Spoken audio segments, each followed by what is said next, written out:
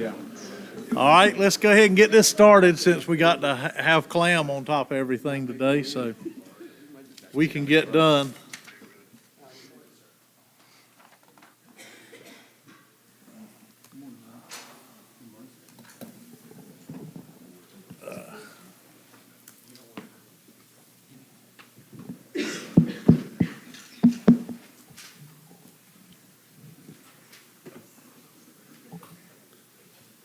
Yes, sir. Y'all can go ahead. Okay. Good evening, or good morning, Commissioners. My name is Lorena De La Garza, one of the clam co-leads, and with me today is Jeff Dobbs, the other co-lead. Today's focus will be presenting to you the input and management recommendations received from each of the advisory committee meetings. So for your reference, this is where we are in the FMP development timeline, the same as oyster. After today's presentation, the action item will be for the MFC to vote on preferred management options for Amendment 3 of the hard clam FMP. I will go over carry forwards from the previous plans, touch on recreational shellfish harvest, and summarize some of the main issues for the hard clam mechanical harvest issue paper. I'll present what we received from public comment and a summary of management recommendations from each of the advisory committee meetings, the northern, southern, shellfish and crustacean, and habitat and water quality. So these carry forward management measures are listed in your decision document. They are management measures from the previous FMPs that will carry forward into Amendment 3 unless otherwise changed in this amendment. The management measures related to mechanical clam harvest would only be carried forward if the MFC selects the option of status quo to the mechanical clam harvest fishery. In the oyster presentation, the data gaps and data needs from recreational harvest were presented and discussed. I just want to reiterate that this is a shared issue between both clam and oyster, so your vote on this issue was for both plans. Now I'll go into Appendix 1. So throughout this process, we've discussed the main issues and concerns we've observed in the hard clam mechanical harvest fishery. Habitat concerns associated with bottom disturbing gears have been an issue with mechanical clam harvest since its inception. The management of this fishery has always been a balance between the concerns and the value of the fishery. Objective 2 of this amendment specifically directs management actions to minimize habitat damage from clam harvesting gear. The number of participants and trips in the mechanical clam fishery on public bottom have steadily declined since the 1990s to the lowest levels on record, drawing the habitat versus fishery value balance into question. In addition to the significant resources required from the state to manage and monitor mechanical clam harvest, the division believes that the habitat value may now outweigh the value of the fishery. This has caused the division to re-examine the mechanical clam fishery. The mechanical gears used to harvest clams are escalator dredges and clam trawls. One of the primary concerns with mechanical clam harvest is the damage this harvest method can cause to habitat. These gears cause physical damage to clams and other organisms living in and adjacent to their habitat. Another habitat concern is sedimentation, as mechanical gear can create significant turbidity issues. High levels of suspended sediment can reduce successful settlement of larval clams and oysters and can smother shellfish by clogging their gills. Due to the destructive nature of these gears, current fisheries regulations prohibit the use of mechanical gear on SAV beds, live oyster beds, and are only allowed in designated harvest areas. These open areas are monitored and boundary lines have been adjusted to eliminate areas of overlap with SAV growth and to create buffers.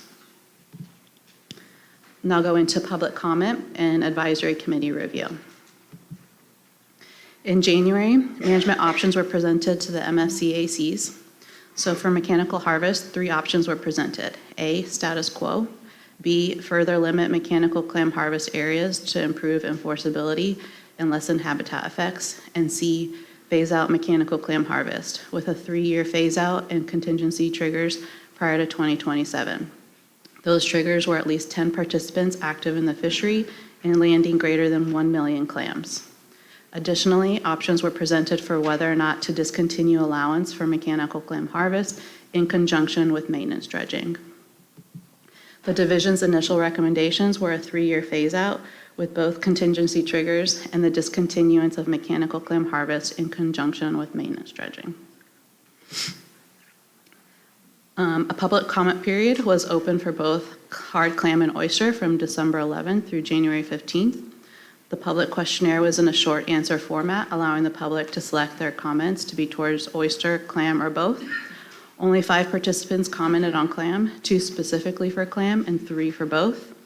Comments for clam were advocating for status quo of the clam mechanical fishery, and comments left for both species were advocating to promote for stocking of shellfish and to help rebuild natural populations, promote aquaculture, and protect habitat from bottom disturbing gear. So at the Northern AC meeting, the primary discussion was against the mechanical fishery phase-out. Due to the fishery being heavily market-based, points were made that the market and the fishery could change. Leaving the fishery open would allow for future generations to enter. Another point focused on turbidity and damage to bottom habitat and questioned if it could really be quantifiable with so few participants. Therefore, the Northern AC recommended support for status quo for mechanical harvest and mechanical harvest prior to maintenance dredging. At the Southern AC meeting, the primary discussion was also against the mechanical fishery phase-out. Similar points were made about the potential for the market to change and that there being low impacts to habitat with so few participants. Other points were made that the phase-out triggers seemed counterintuitive if more participants enter the fishery when the goal is to minimize habitat destruction. Another point was that the significance of supplemental income to the current participants. Therefore, the Southern AC recommended support for status quo for mechanical harvest and mechanical harvest prior to maintenance dredging. At the Shellfish and Crustacean AC meeting, similar points were made about the potential for market changes and that the phase-out triggers seemed counterintuitive if more participants enter the fishery when the goal is to minimize habitat destruction. Other discussion topics were about the mechanical harvest prior to maintenance dredging and how it was a good idea in theory, but it never panned out. Also, discussion on the ability to revisit and reinstate mechanical clam harvest at the next FMP review if the fisheries phased out and there were positive market changes. So the Shellfish and Crustacean AC recommended to support the division's initial recommendations to a 3-year phase-out of the mechanical clam fishery with contingency triggers and to discontinue the allowance for mechanical harvest with maintenance dredging. The Habitat and Water Quality AC meeting, at the Habitat and Water Quality AC meeting, there was similar discussion on the phase-out triggers being counterintuitive from the habitat perspective. There was discussion in public comment on the clam mechanical harvest prior to maintenance dredging. It was presented to us that there was limited interest, but when trying to navigate through the appropriate channels of communication, it was too late and harvestable clams were lost. Habitat and Water Quality AC mentioned that through their perspective of protecting habitat from bottom disturbing gear, they support the division's initial recommendations to the 3-year phase-out of the mechanical clam fishery and the contingency triggers and then to discontinue the allowance for mechanical harvest with maintenance dredging. So after hearing discussion from the AC meetings, that there was potential concern that setting participation and landing triggers could have unintended consequences. Concerns that fishermen may re-enter the fishery in an effort to maintain it open, which would increase habitat degradation by proxy. Given that both triggers must be met to receive reconsideration, the triggers may still act as an incentive. In light of this input, the division revised its management recommendations for option 1 to phase out the mechanical harvest fishery within 3 years without contingency triggers. Additionally, the division maintains the recommendation of discontinuing the allowance for mechanical clam harvest in conjunction with maintenance dredging. So following this meeting, if the MFC selects their preferred management options, next steps would be to send the draft Amendment 3 out for legislative review. So now we are at the action item, and then I have a slide here of the summary of the management recommendations from all the ACs for your reference, and then next slide is the management option recommendations to vote on. That's all I have. So I've got a couple of questions. There's a lot of guys that have leases in New River that have contacted me And in their lease, there's no way for them to get the clams that they have planted without mechanical harvest. So if we stop this, would that also, because I know there's different rules, usually leases, and Zach wasn't here, so I couldn't ask him about the lease probability. But so would they still be able to get a mechanical harvest gear to go in and get their clams out of their leases? Yes, they would still be able to use their mechanical harvest gear on In private, their on leases. private bottom. Okay, all right, which is really not private bottom, it's lease bottom. Yeah, they would have to obtain a permit. Right. Yeah, so it would be thoroughly reviewed before it would be allowed, but yeah.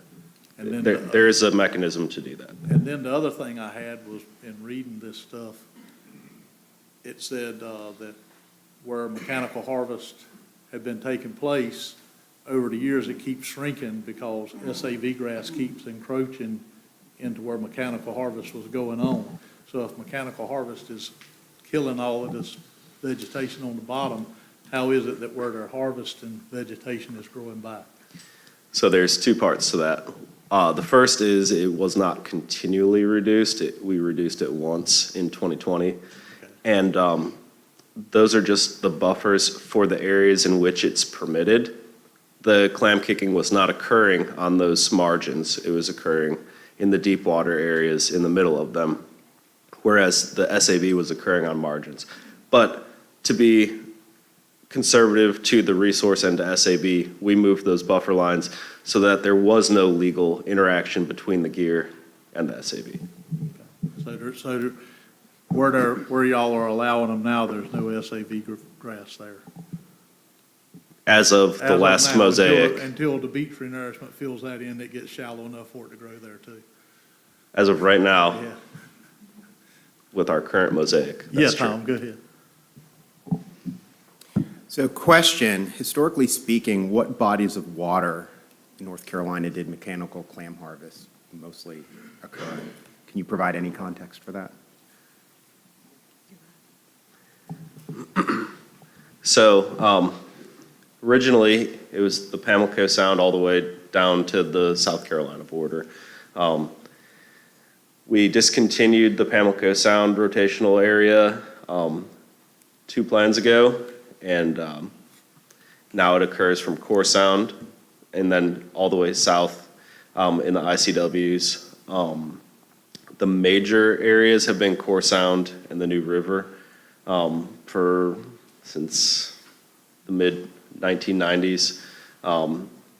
New River was the predominant location for a while, and then they had a series of clam kills, and folks sort of moved out of that area.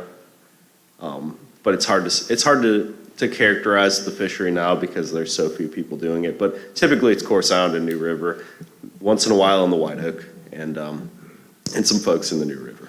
So when you say 2 plans ago for the Pamlico Sound, when was that approximately? 2007, So, 8.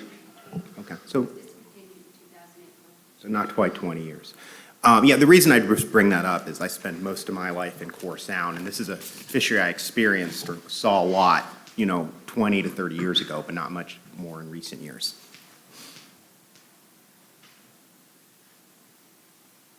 All right, well, let's move on and see if we can get somebody to make a motion for some votes here. I move that we accept the division's recommendations for Hard Clam Fisheries and Management Plan Amendment 3. Motion and a second. Discussion, Mike? Yeah, thank you, Mr. Chair.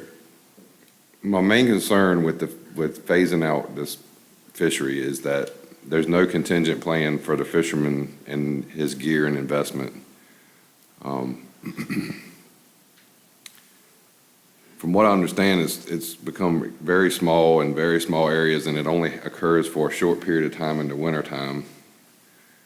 And there's still an investment piece that goes along with this, and there's no compensation, if you will, for the amount of gear or the amount of cost of gear and maintenance and all that comes along with it.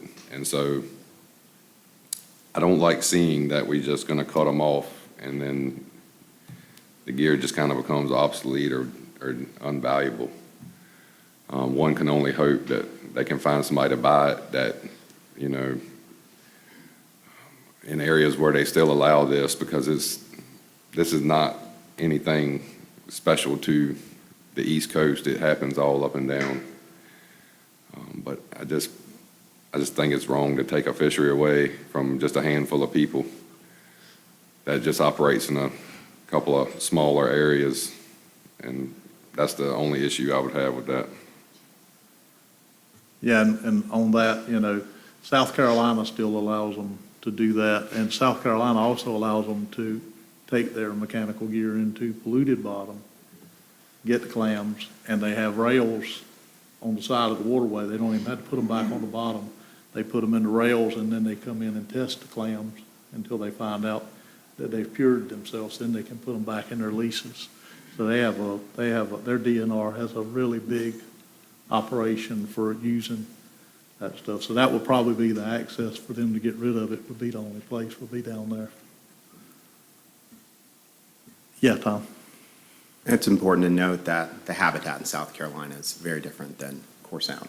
Now, that being said, I think there were some important points made by staff here. One of that is the cost of implementing this program is more than is less. What's the way you put it? I don't want to mix up my words here, but like the value of the habitat is far greater than the cost of managing the program, right? It's an expensive program to maintain.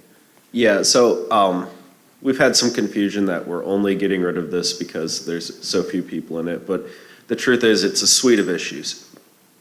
We're trying to protect habitat, the fishery is dwindling, drawing that balance of fishery value to habitat value into question, but it's also extremely expensive for the state to execute because we need to have people that go out and delineate these areas, and we need law enforcement to watch the lines when people are actually doing it, and that takes an entire crew of Marine Patrol that could be doing something else. And we have an enforcement issue, obviously. Thank you, Jeff. That was a great answer to that, and that's kind of what that's exactly what I was getting at, is it takes a lot to keep this fishery open. I think it's important to note that, and this is an issue we deal with in many of our fisheries management plans here in North Carolina, is fisheries evolve and change over time. And we have a lot of industrial scale fisheries, and I include this in one of them from the 1960s and 70s that we have carried on for a long period of time as the markets have changed. This is an antiquated fishery, unfortunately, and we have seen it change for a lot of different reasons. A lot of that being the market. The clam market has changed a lot since the 1990s, and we could probably sit here and talk about that all day. My issue with this is I just don't want to see an incentivizing a way for this fishery to continue to go, right? Because the division does define this gear as destructive gear, correct?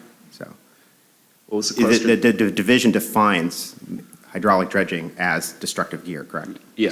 So. Yes.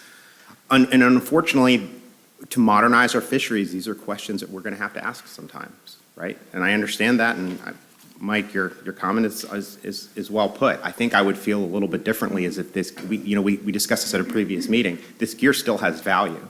There are, South Carolina allows it, and it can still be used on leased waters, not just in North Carolina, but did they allow that in Chesapeake Bay as well, by chance? Like on permitted leases or whatnot? I'm not sure. I know they do in the Northeast. I'm not familiar with Virginia's. Okay, but they do in the Northeast, yeah. dredging laws. So this gear does have value for the small amount of people who are currently still in the fishery.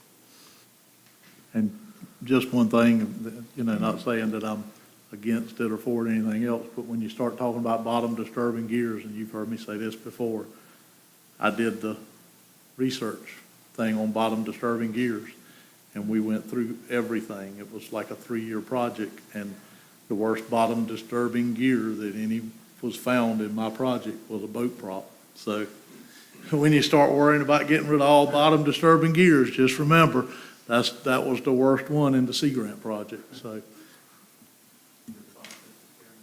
yes, sir.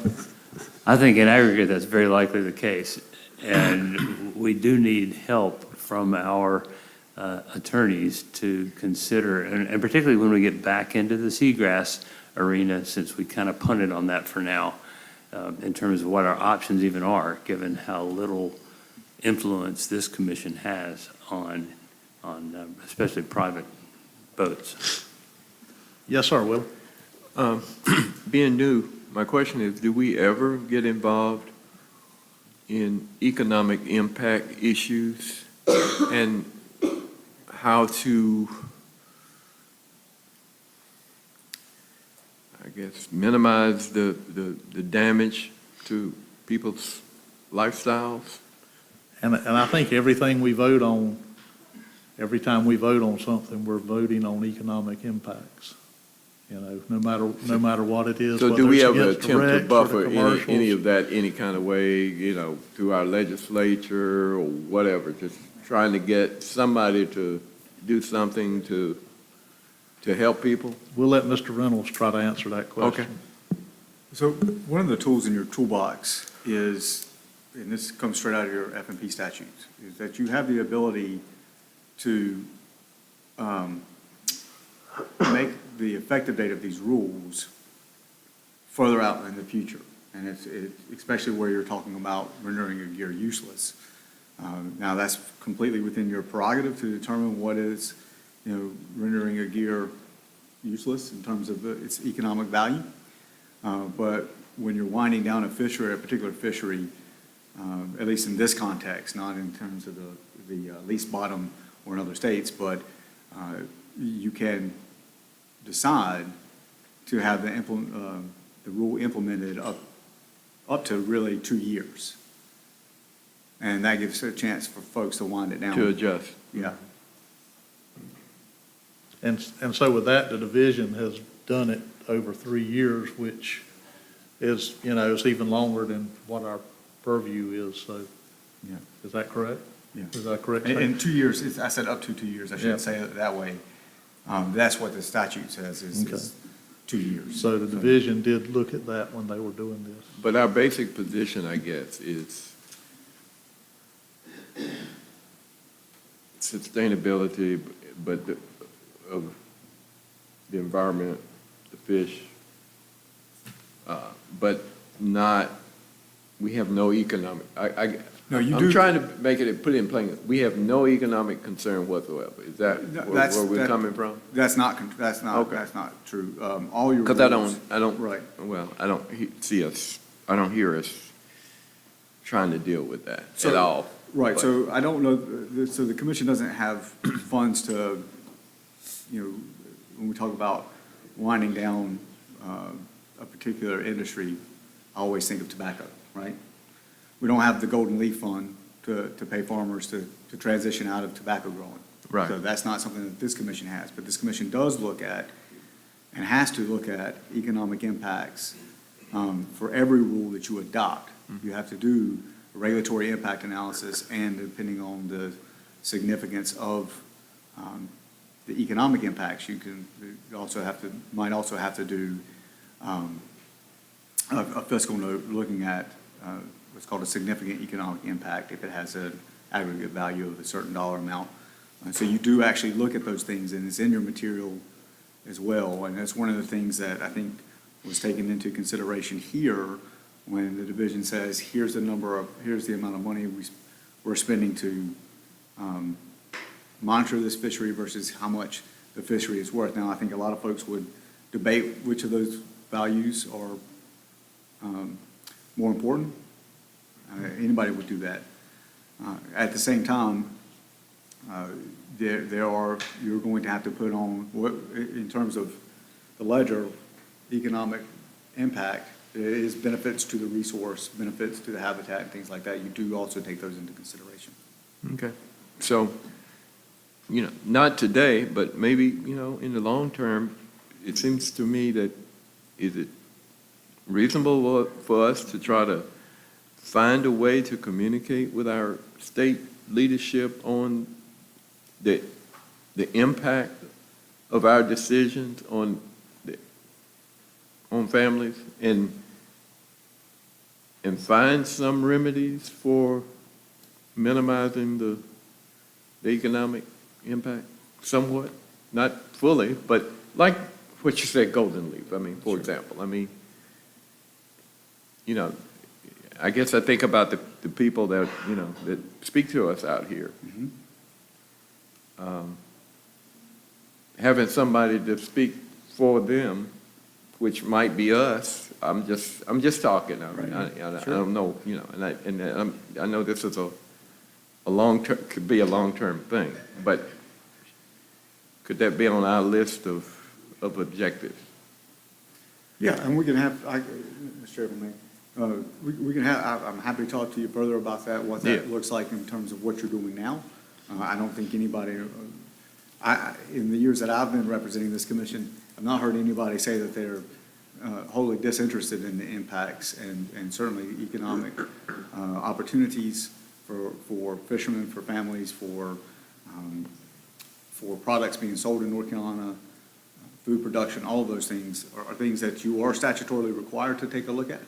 And you do have that, but in terms of anything specific, what you might be asking the legislature for, something like that, I would be more than happy to talk with you about that.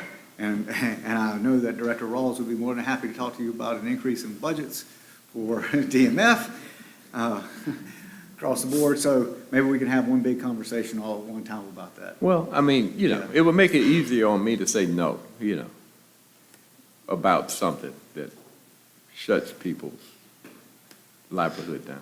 Sure, but economic impact is something that you do absolutely consider and look Okay. at. Yeah. Go ahead, Doug. Two things. Number one, in that area is related to the number of people participating in fisheries, and I just wanted, if I am correct, that the General Assembly took away from us the capacity to ourselves to limit entry into fisheries, and it was limited entry requires legislative action. And so, for instance, in this fishery, I don't think anybody thinks that 2 or 3 people doing something makes much difference at the system scale by itself. But we don't have the ability to say, let's keep it like it is. If you keep it open, then as markets change, there's nothing in our purview to limit the number of people that enter that fishery.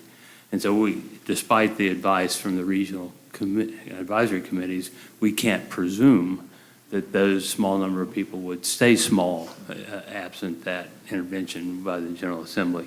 That's one thing. The second thing is that I think it is in our remit, in our area of expertise, to think about using resources and expertise, including watermen's knowledge and expertise in the pursuit of the marine and estuarine resource values that we're obligated to protect. And in fact, I think our watermen know more about the water and the way that it works than we scientists do, just to be really clear about that. And so, for instance, assuming we go forward with putting in place deep water recovery areas for oysters, I personally believe as a scientist that it will require an active intervention plan to make those habitats achieve their value, and there would be no better partners to plan how to do that than the watermen who know the area. And I'll just say that scientific expertise and knowledge about that area is important and limited, and the informal but no less valuable knowledge of people who know those waters is a key attribute in terms of designing what an active intervention plan ought to look like to help those reefs attain their potential.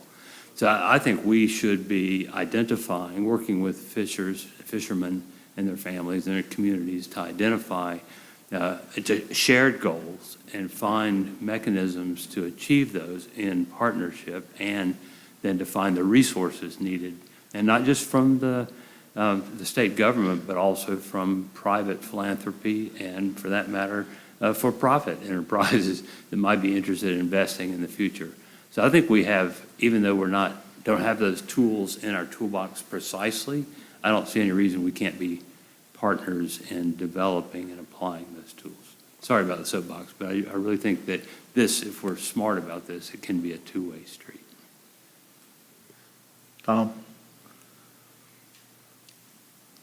It's been a lengthy conversation. I think there's some really good points, but, Willie, you bring up, really a synthesis of a lot of things that we consider, right? I don't necessarily think this one fits in a lot of the same aspects. Two of the things that I consider is if you've experienced this gear. Yeah, I was just talking. Yeah. Oh, in big picture, I understand, but if you experience this gear. Every time we limit something, I think about. Oh, you should. I mean, I think that unfortunately, we have lots of fishermen with unusable gear. I have embarrassing amount of flounder tackle that's collecting dust. So, but we don't consider that necessarily. So, but when it comes to this issue at hand, the two big things are this is a very destructive gear. And on top of that, it costs the state a lot of resources to maintain this very small fishery.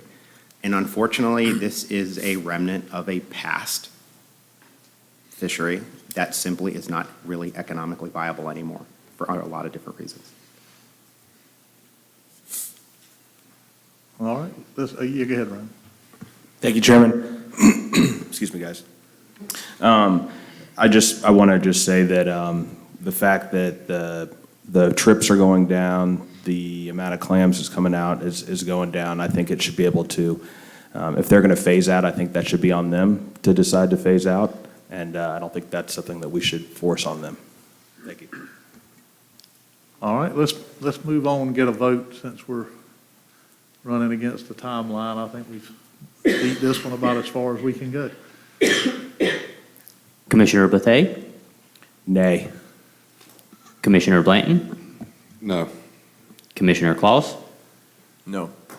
Commissioner Gardner, Commissioner Hopgood, Commissioner Rader, Aye. Commissioner Roller, Aye. Commissioner Service, and Chairman Corbett. No. So that passes 5-4.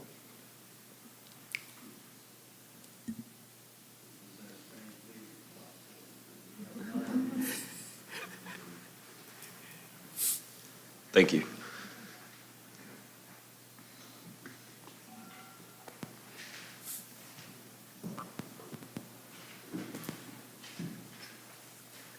Okay, Southern Flounder Management Plan, update.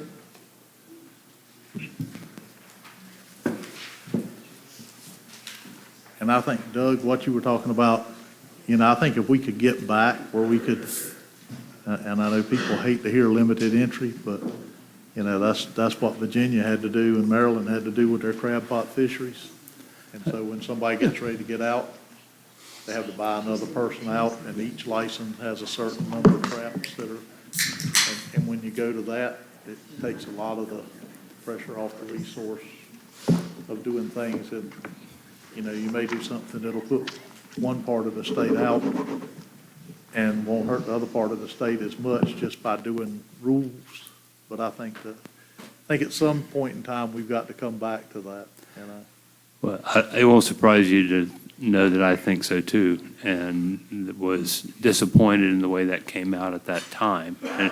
And would love to see professional watermen, fishermen back in charge of their own industry at scales that make the most sense. So I don't know how we ever bring that up because the discussion got so heated and unfortunate, frankly. And so well, if you want to talk about it behind the scenes, I'd be glad to It would open all the participate. fisheries up to young people getting in because, Right. now it's hard for a young person to get into this Right. anymore. So I think there were a lot of putative evils that were overstated at the time, and perhaps we can find a mechanism. But it will require legislative action. Oh, yeah. Right, counsel? yeah, oh yeah, yeah.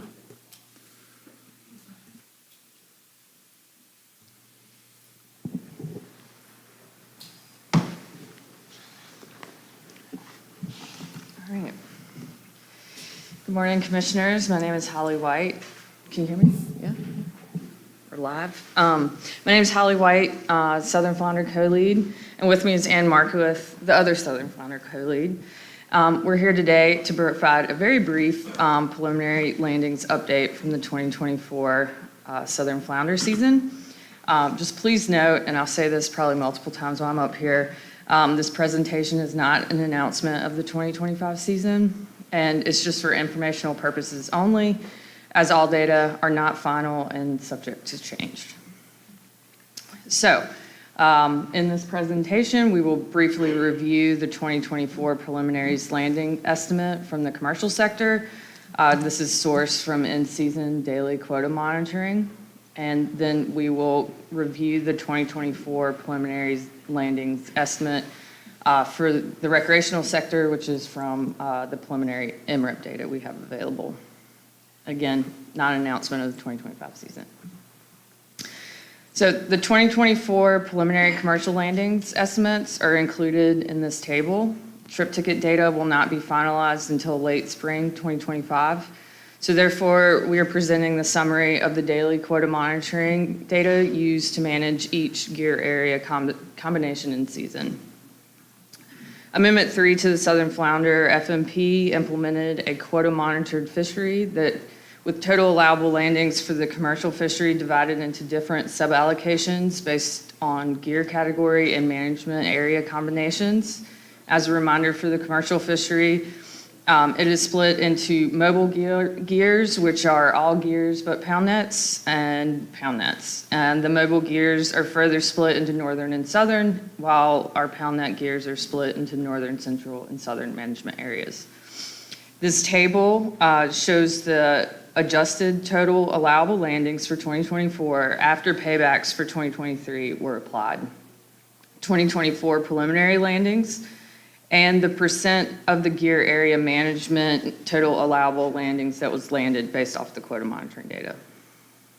So based off the data we have at hand, the daily quota monitoring reports, the Southern Flounder, or the Southern Mobile and Central Pound Net management areas exceeded their total allowable landings, and as a result, the total allowable landings for the overall commercial sector was exceeded by approximately 2%. As stated in the previous slide, preliminary landings are showing the commercial fishery exceeded their total allowable landings by approximately 6,000 pounds. And overage to the total allowable landings alone does not mean that there will be paybacks. As a reminder for everyone, paybacks are based on the overage to the total allowable catch, which includes dead discards. However, based on the quota monitoring reports, the preliminary landings exceeded the 2024 adjusted total allowable catch, likely indicating that paybacks of some sort will be required. The daily quota monitoring data will be reconciled with the finalized trip ticket data, and the reconciled data will be used in applying the paybacks to the appropriate gear area combination in 2025.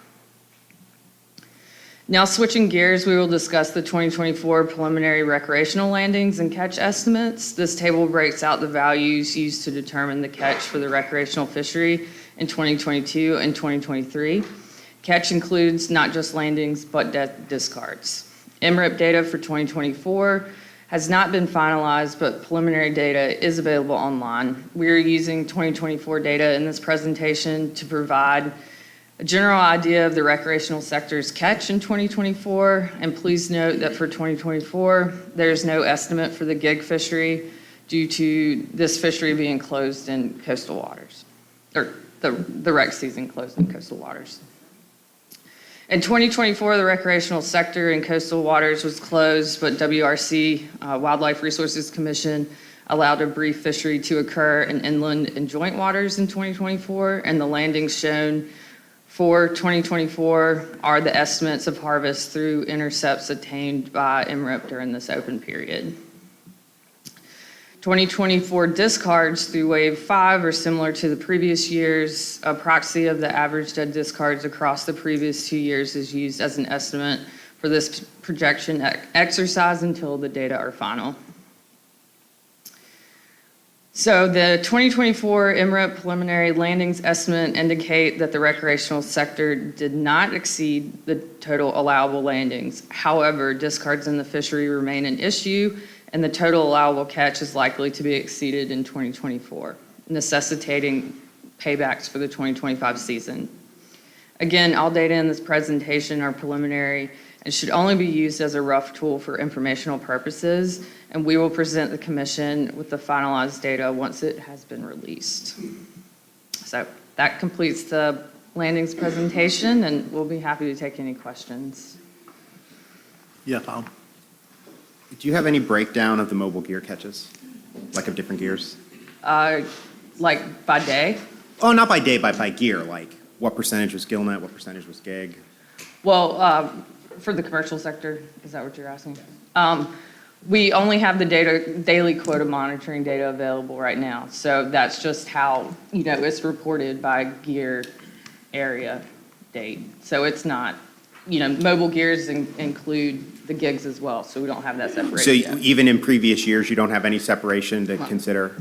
So once the data is finalized through Trip Ticket, we do have the ability to separate that gear out, and we have looked at that prior. I don't have the data in front of me right now, but we could, if you're kind of asking to what the percentage is, like how much is gill nets, how much is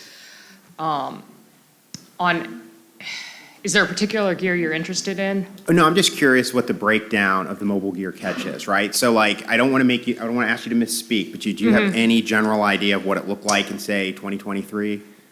Like 2020, 22, 23, over 50% of the landings would have come from gill nets. Okay, over 50, but like closer to 50 than say like 80% or so? Or is it Without just- actually looking at the data, I can't tell you. I would have to, and I can look at that once we're done and then let you know.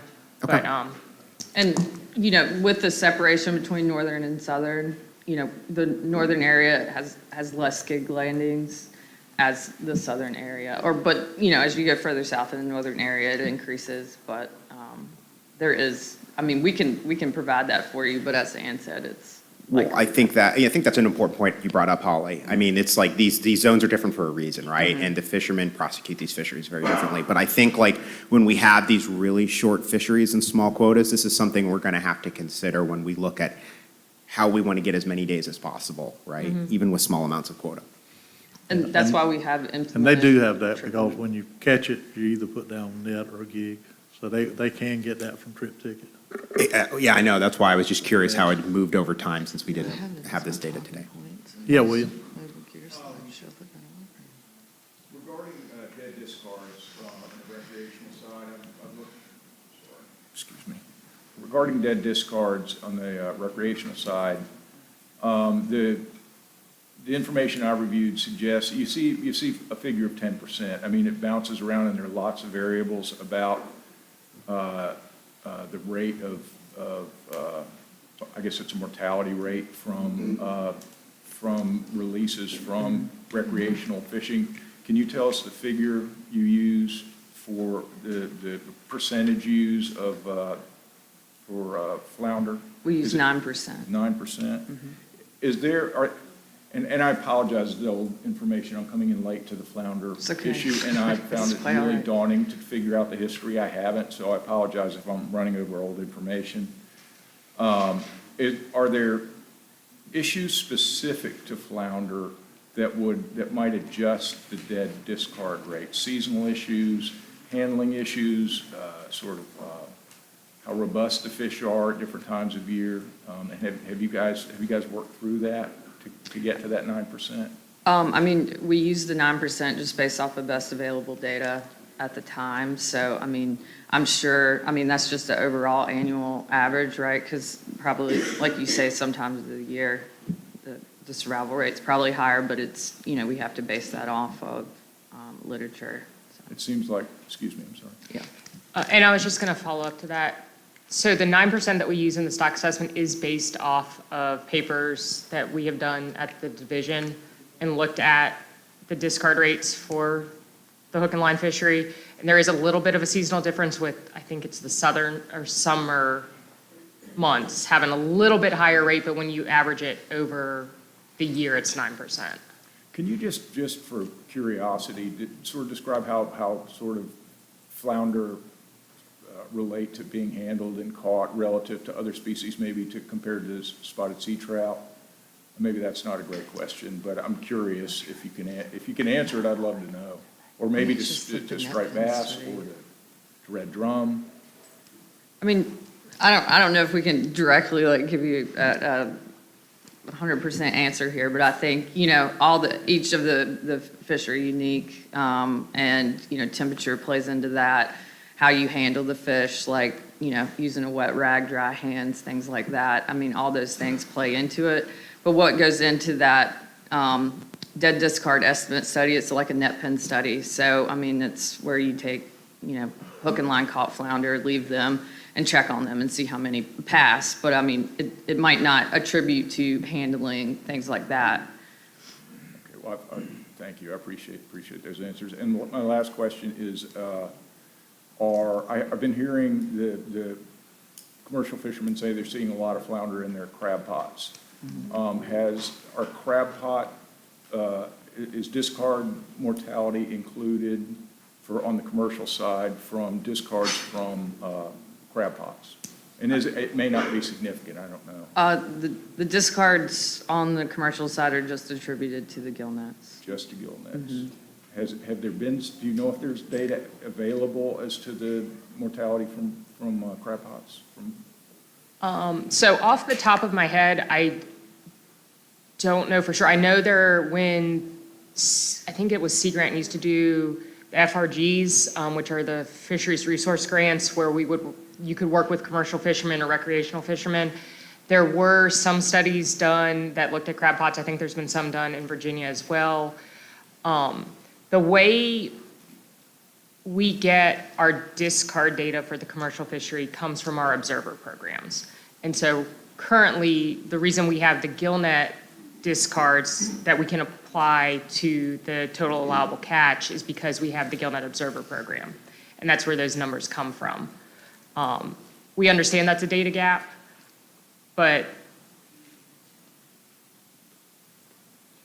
Limited resources. limited resources. So I can tell you that there is a crab pot flounder study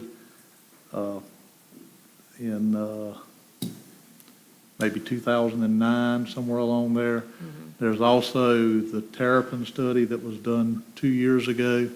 They kept up with flounder. I was involved in both of those studies, and of course, I don't know what the stock status was in 2009 or 2 years ago, but I can tell you, in all of them we pulled in the terrapin study, I think we caught, we did like 12 days of 50, and I think we caught one or two. So, but those studies are out there, and that information is there. And if you are interested in that, Commissioner Service, we can find you those papers. It's just, the problem is taking those studies and applying them up without an observer program is very hard to do. Yeah, I would be interested in seeing those. Okay. If you could send me refs, that's been helpful in the past, and I would definitely appreciate that. Yes, sir, I don't Doug. have to wade through the literature. Thank you, Chairman.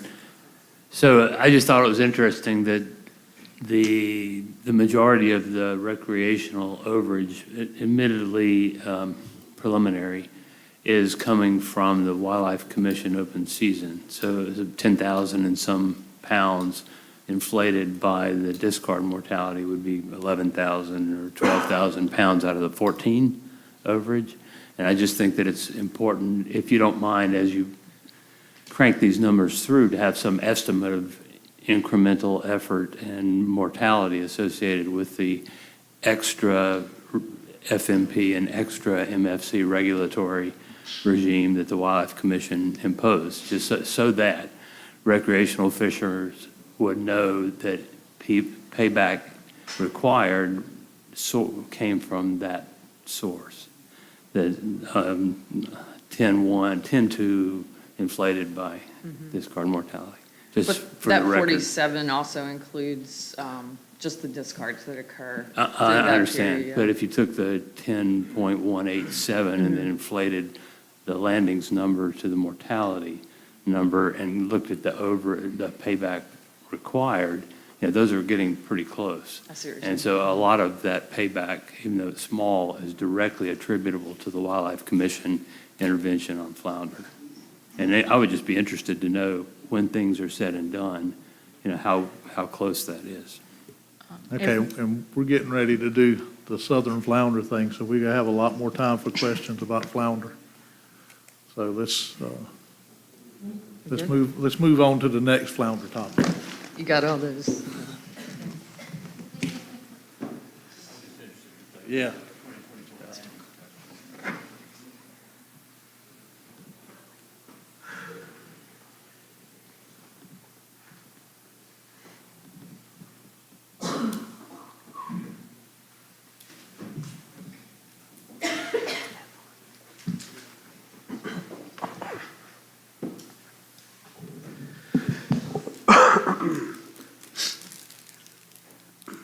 Good morning, Commissioners. My name is Jeffrey Dobbs, and with me today is Dan Zapp.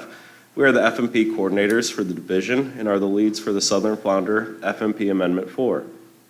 Also with us today are the division's Southern Flounder lead biologists, Ann Markwith and Holly White, who you just heard from. Today, I will be presenting an overview of Amendment 4 to inform our decision today. This amendment originated from the MFC's motion to ask the DMF director, to ask the DEQ secretary to modify the annual FMP review schedule to amend the Southern Flounder FMP for the review of the plan to begin in 2024. The intent is to allow for more recreational access while maintaining the rebuilding requirements of the North Carolina Southern Flounder FMP Amendment 3. This motion was passed at their August 2024 business meeting. The sole issue in this amendment, increasing recreational access to Southern Flounder through sector allocation parity, was developed to address this motion.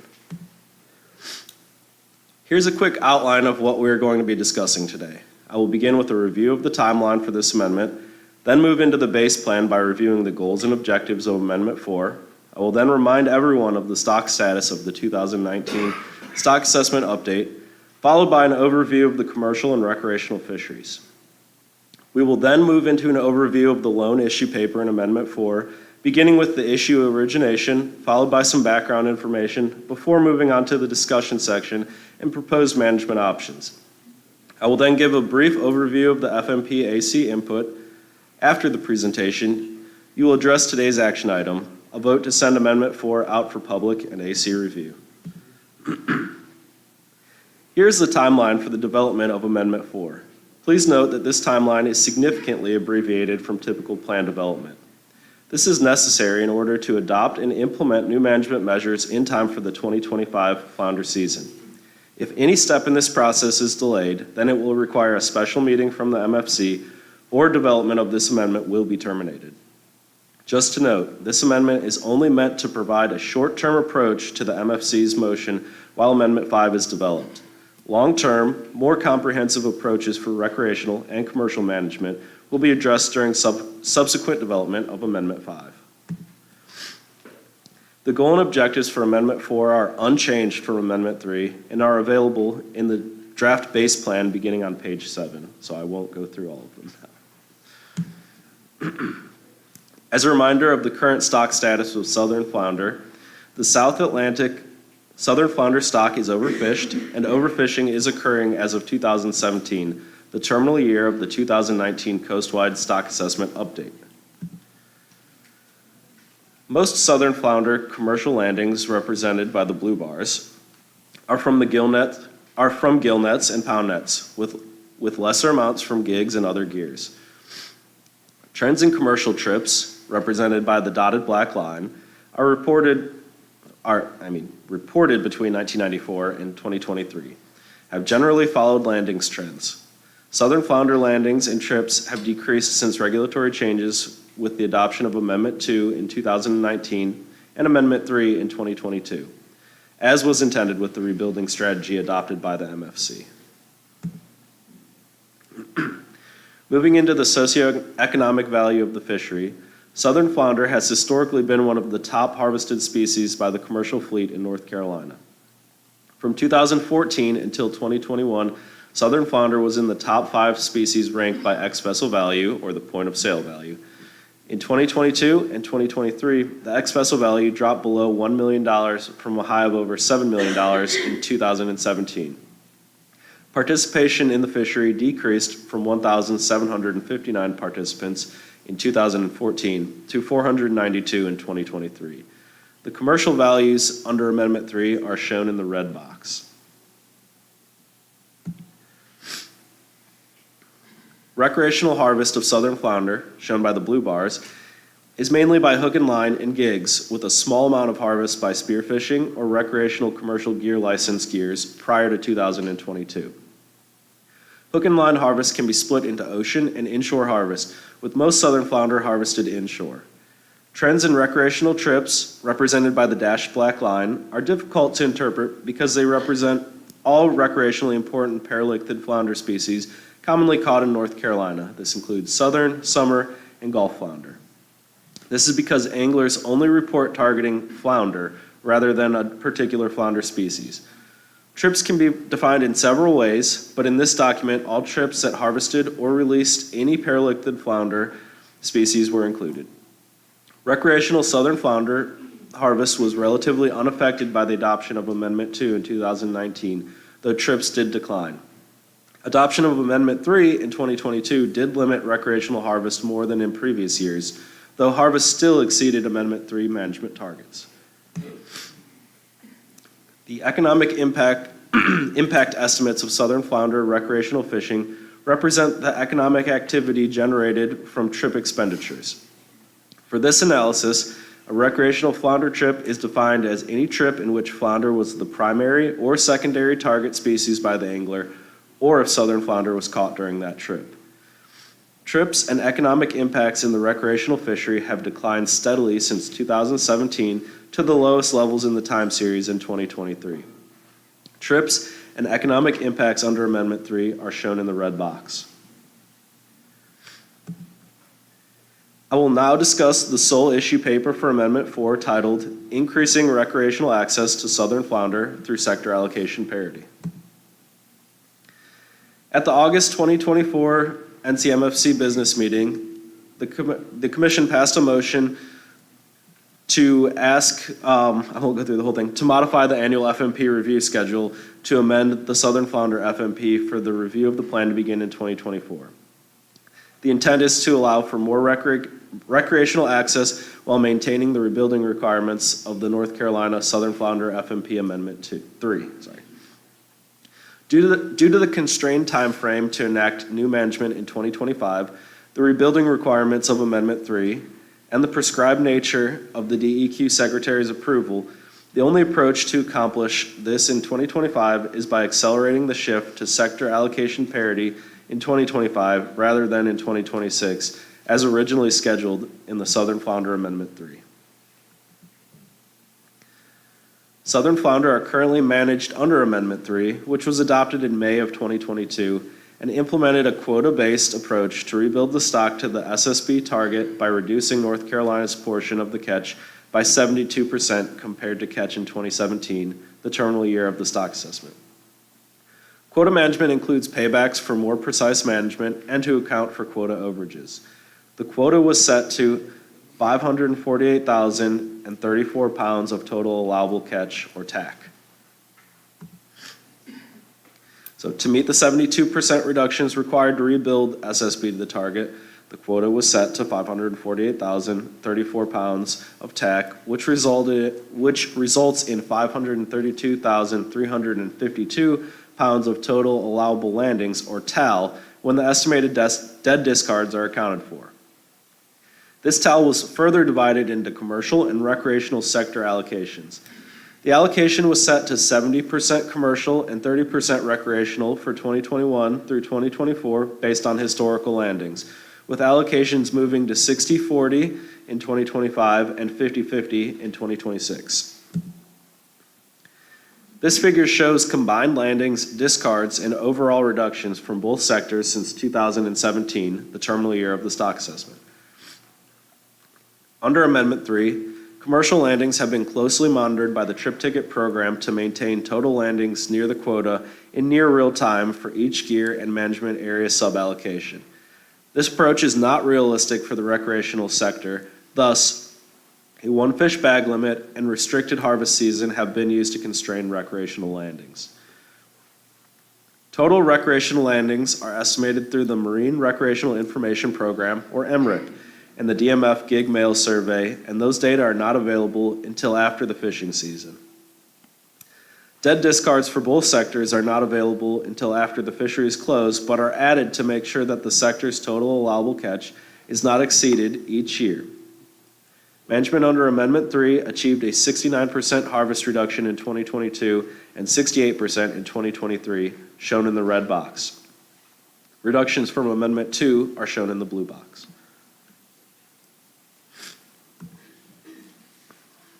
The 72% target overall reduction has not been met through 2023 due to overages in the recreational fishery. This table shows recreational TAC and catch estimates in pounds with adjusted TAC based on overage reductions. As you can see for 2022, total removals from the recreational fishery exceeded its TAC by an estimated 56,340 pounds. This overage was deducted from the 2023 recreational TAC represented by the adjusted TAC for 2023, and the season was reduced to 2 weeks. Despite this adjustment, recreational removals increased to 241,609 pounds in 2023, resulting in an overage of 127,294 pounds. The overage was deducted from the 2024 recreational TAC, leaving 43,361 pounds in adjusted TAC, which was less than the predicted recreational dead discards of 47,291 pounds, causing the DMF to not open the recreational season in 2024. A major contributor to recreational overages has been the higher than expected dead discards in the hook and line fishery, which have remained at or above the level observed in 2017 despite shortened seasons. Estimated dead discards and MRIP landings estimates from the short 2024 season recreational season are not yet finalized, but will be used to adjust the TAC for the 2025 season. The most straightforward approach to immediately address recreational access in time for a 2025 recreational season is to expedite the sector allocation transition to 50-50 in 2025 by amending the plan. This would result in a 66.7% increase in recreational TAL compared to 2024 by adding 106,470 pounds from the commercial sector to the recreational sector allocation in 2025. Under the Amendment 3 allocation shift schedule to 60-40 in 2025, there would likely be a short recreational season in 2025. Expediting the shift to 50-50 in 2025 reduces the possibility of recreational catch overages that may mitigate the need for future season closures, though will likely not increase the length of the recreational season. However, maintaining Amendment 3 rebuilding requirements does not provide substantial harvest opportunities for any fishing sector regardless of allocation. And given recreational landings and discard levels in recent years, even with a shift to 50-50 allocation, season closures in 2026 and beyond remain a possibility due to overages. This allocation shift is a short-term solution to address recreational access. Long-term, more comprehensive solutions for recreational access will be addressed during concurrent development of Amendment 5. This table illustrates why even with more quota allocated to the recreational sector, the season will not be longer than previous seasons. Estimated recreational landings from 2022 and 2023 indicate an increase in catch over a shorter season. Even with a shift to 50-50 allocation, a recreational season that maintains the one fish bag limit from Amendment 3 would need to be brief, likely between 2 and 4 weeks, to maintain allowable landings of 266,000 pounds while accounting for dead discards. The recreational catch estimates from 2024 will be available in 2025. These estimates will be used to determine if recreational catch estimates exceeded the adjusted TAC of 43,361 pounds in 2024. Any overages will be subtracted from the 2025 TAL. The Amendment 3 management strategy provides guidance on the shift in landings from the commercial to recreational sector. Per Amendment 3, the pound net TAL allocation will be maintained at 186,458 pounds, and the poundage shifted to recreational landings will come from the commercial mobile gear TAL allocation because of the increased monetary investment of operating and maintaining pound nets. This will leave 79,718 pounds of TAL for mobile gears, minus any overages that may have occurred in 2024. This allocation shift is not likely to increase recreational season length beyond 2 to 4 weeks, but will likely further shorten the mobile gear season length. Based on recent mobile gear landings trends, the scheduled allocation shift will result in a mobile gear season that will likely last 1 or 2 days, which may be non-consecutive.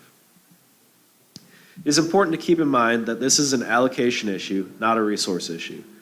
The MFC tasked the division with creating more recreational access while maintaining the 72% reduction from Amendment 3. Due to this reduction, the amount of resource available has not changed. So the only way to address this motion in 2025 is to shift allocations. In a sense, the pie is the same size, you are just adjusting the slices. The management options for Amendment 4 include status quo. Status quo would maintain the allocation transition schedule from Amendment 3, moving to 60-40 in 2025 and 50-50 in 2026. This does not immediately address the NCMFC motion to increase recreational access to the southern flounder fishery. The motion would be addressed by a more comprehensive amendment process. The development of Amendment 4 would be immediately terminated if this option is selected. The second option would be to expedite the allocation shift. This option would expedite the commercial recreational sector allocation transition to 50-50 in 2025 rather than in 2026 as prescribed in Amendment 3. This option immediately addresses the NCMFC motion to increase recreational access to southern flounder.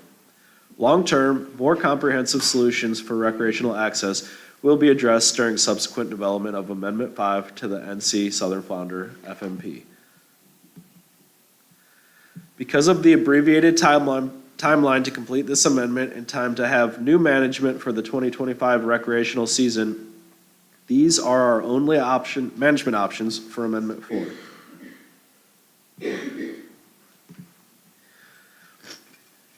Now I'll give a brief overview of the FMPAC input. The Finfish AC met as the Southern Flounder Amendment for FMPAC on January 27th. The discussion focused on the one issue in Amendment 4, increasing recreational access to southern flounder through a sector allocation parity. No formal votes or recommendations were given. AC input was mixed on the issue of expedited allocation shift. Members of the committee expressed concern over unfairness to the commercial sector participants and a lack of resource benefit. The committee discussed that it would happen in 2026 anyway, regardless of what we do in 2025. Members of the committee expressed that the option does address the MFC motion in the short term. So here is the amendment timeline again, just to reiterate the abbreviated schedule of development and remind you where we are in the process. Your only action item today is to vote to send Amendment 4 for public and advisory committee review. And with that, I'll take any questions. Go ahead, Tom. Do you guys mind going back to the recreational economic impact slide? I'm not making anybody. I know it's a tall order, a lot of slides. Thank you. It's fairly short. We talk a lot about economic impacts to fishing communities, whether it's commercial or recreational, and I think it's important we dwell on this, just look at this for a second. Because we can't think about the impacts of fisheries closures solely for the commercial community. The steps we took to rebuild this fishery, which I support, have had massive impacts to our coastal economies. Not just to the commercial community, but to for-hire boats, to tackle shops, and to everything that revolves around recreational fishing, which is a huge economic driver for our coasts.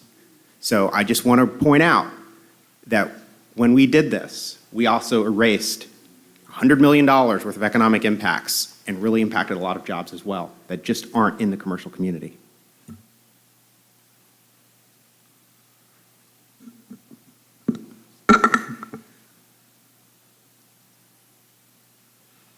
Nobody else? Okay. Well, then let's move. Go ahead, Will. 60-40 versus 50-50, what impact would that have on the number of days available to recreational fishermen? Likely If not. any? Yeah, likely not much, if any. Obviously, we've seen a lot of overages in the last few years, and folks have been catching a lot more fish over a shorter period of time.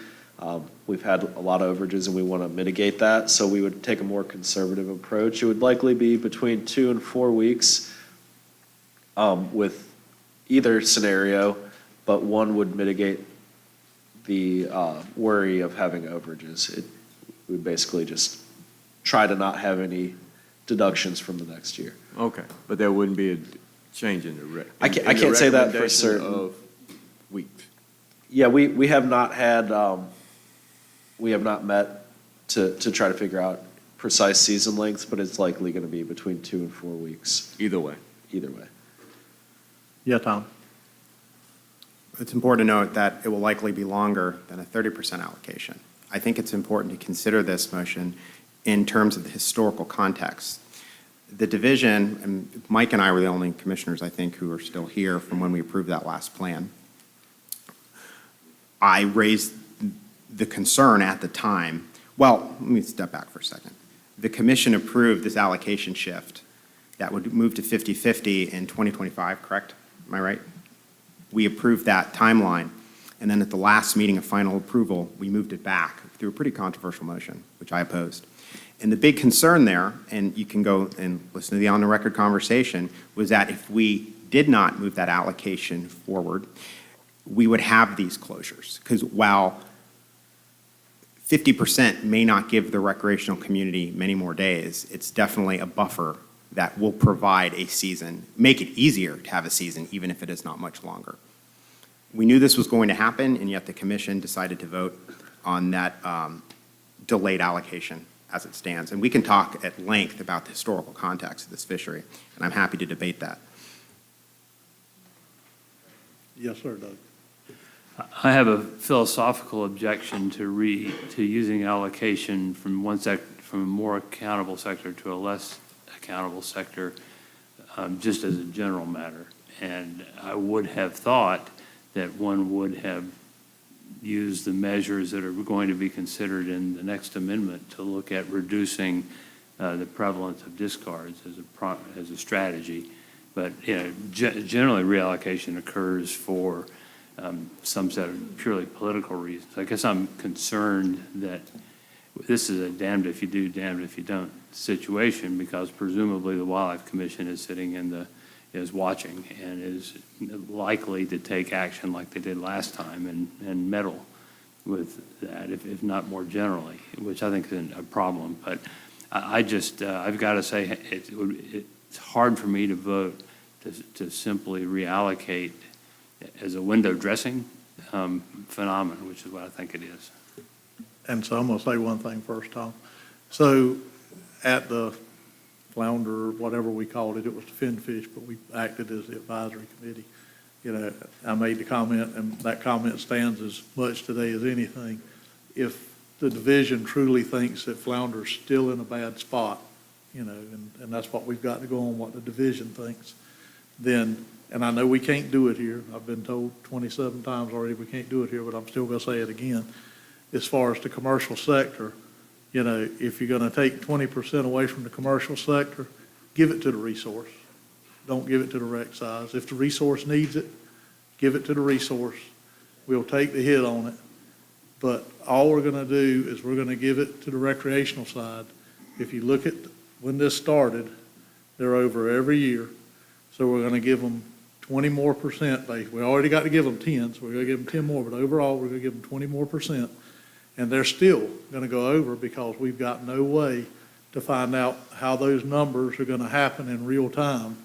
So we're still, for lack of a better thing, we're going to be sitting here, we might not, but somebody's going to be sitting here 3 years from now going, how the heck do we keep the recreational sector from closing and not having a season? Because, until we get better real-time data, it's not going to happen. And, like I say, my only thing is, I'd rather give the 20% to the resource. I know we can't do it in this plan. Kathy and I have talked about it, and I've been told a bunch of times. But I would much rather see that than what we're going to do here. Can I Yeah, say go ahead, Tom. Can I just jump in real Yes, quick? Yeah, all your points are well taken, and we understand Commissioner Rader and Commissioner Corbett. This is just this Amendment 4 is a short-term thing. We are in the process of developing Amendment 5 also, which will be more comprehensive and offer long-term solutions. The scoping period for Amendment 5 is open right now. It's open the entire month of March. So we're interested in comments and thoughts from the public about issues to be developed in Amendment 5, and we would certainly take any thoughts from commissioners about issues that they would like to see addressed in Amendment 5 as well. Go ahead, Tom. Thank you. Important point. We are looking at long-term solutions, and that's going to be a lengthy process, as is anything with flounder. Though, Dr. Rader, your comments on allocation are very well taken, and I understand where you're coming from, though I think it's important to talk about the historical aspects of this fishery. You know, the southern flounder commercial fishery is unique to North Carolina. We're over 90% of commercial harvest in their entire range, right? Nobody else has a southern flounder gillnet fishery. Nobody else has a southern flounder pound net fishery. And historically speaking, this allocation is kind of a tough pill for me to swallow. For decades, we had extensive amounts of gear. Like if people think there's a lot of gear now, oh my goodness, go back 30 years ago, right? And for decades, this fishery was fishing primarily on a age 0, age 1 fish, right? Or 1 and 2 year old fish. And the commercial sector had, while it changed over time, always had a smaller size limit to the recreational community. You could make an argument that that sector had proprietary access to those fish before they were ever big enough for the recreational fishery to harvest. And for many years, I really wish I had some of that data. I believe discards in that fishery exceeded catch in a lot of years, correct? So, I mean, historically speaking, we had extensive discards in that fishery because people were catching mostly very, very small fish. And so I'd argue if the fishery had been managed differently, the allocation would look very different. All right, so let's go ahead and move with the vote on this since we're moving along here. And, okay. Who did? Oh, Mike, I'm sorry, I didn't see you. Yeah, thank you, Sammy. Yeah, looking back at where flounder started and where we are today, it's unfortunate, and I said this when we talked about looking for more recreational access in the immediate future, because I felt like it was unfair that the recreational sector merely just in North Carolina didn't have access, and states above and below continue to access species of flounder, whether it be southern, summers, or gulfs, or whatever, more fairly. And so the historical context of this fishery is gone. We don't operate as commercially in the same way, and we haven't for years now. And so what was and what is now are two different things. And I feel like the plan, based on hearsay from fishermen and what they see when the season actually opens, has worked. Has definitely done its job. There's significantly more flounders out there, and they can catch them fairly easily. Same thing with the recreational crowd. They say you can't hardly throw a hook without catching a flounder at some point during the day. And that has completely changed from historically contexting it, where guys are like, man, I used to never catch flounder up here. Now I catch flounders up here all the time. And so I think the point we're missing here is that we've done a good job, and we don't have the data to show us that we've done a good job yet. And so I think it's time to start looking for that and hoping that a new stock assessment is coming along sometime soon that shows some really good progress in hopes. But at the moment, I don't feel like putting the last nail in the coffin this year for the commercial sector is a valid thing to do. To me, it reminds me of what we just talked about earlier with red snapper. You know, the discards took over the fishery, and for a long time, they battled discards until somebody put their foot down, put a lawsuit out there and said, we're discarding so many, why can't we just harvest some? And that's essentially what happened. And I feel like we're in the same situation here with flounders. is that we backed ourselves in a corner with a quota-based monitoring or system for the recreational crowd, which is not fair. It works perfectly by the numbers on the screen for the commercial trout, works perfect flawlessly. But when you talk, when you lump the recreational sector in that same category, it works terribly. And so I think what we missed here was the fact that we went with a system to manage the recreational fishery in the wrong way. Whereas they should have been given a static season of some sort from start to finish of the amendment, and it just didn't never change. And here was your access, and whatever was harvested was just what was harvested.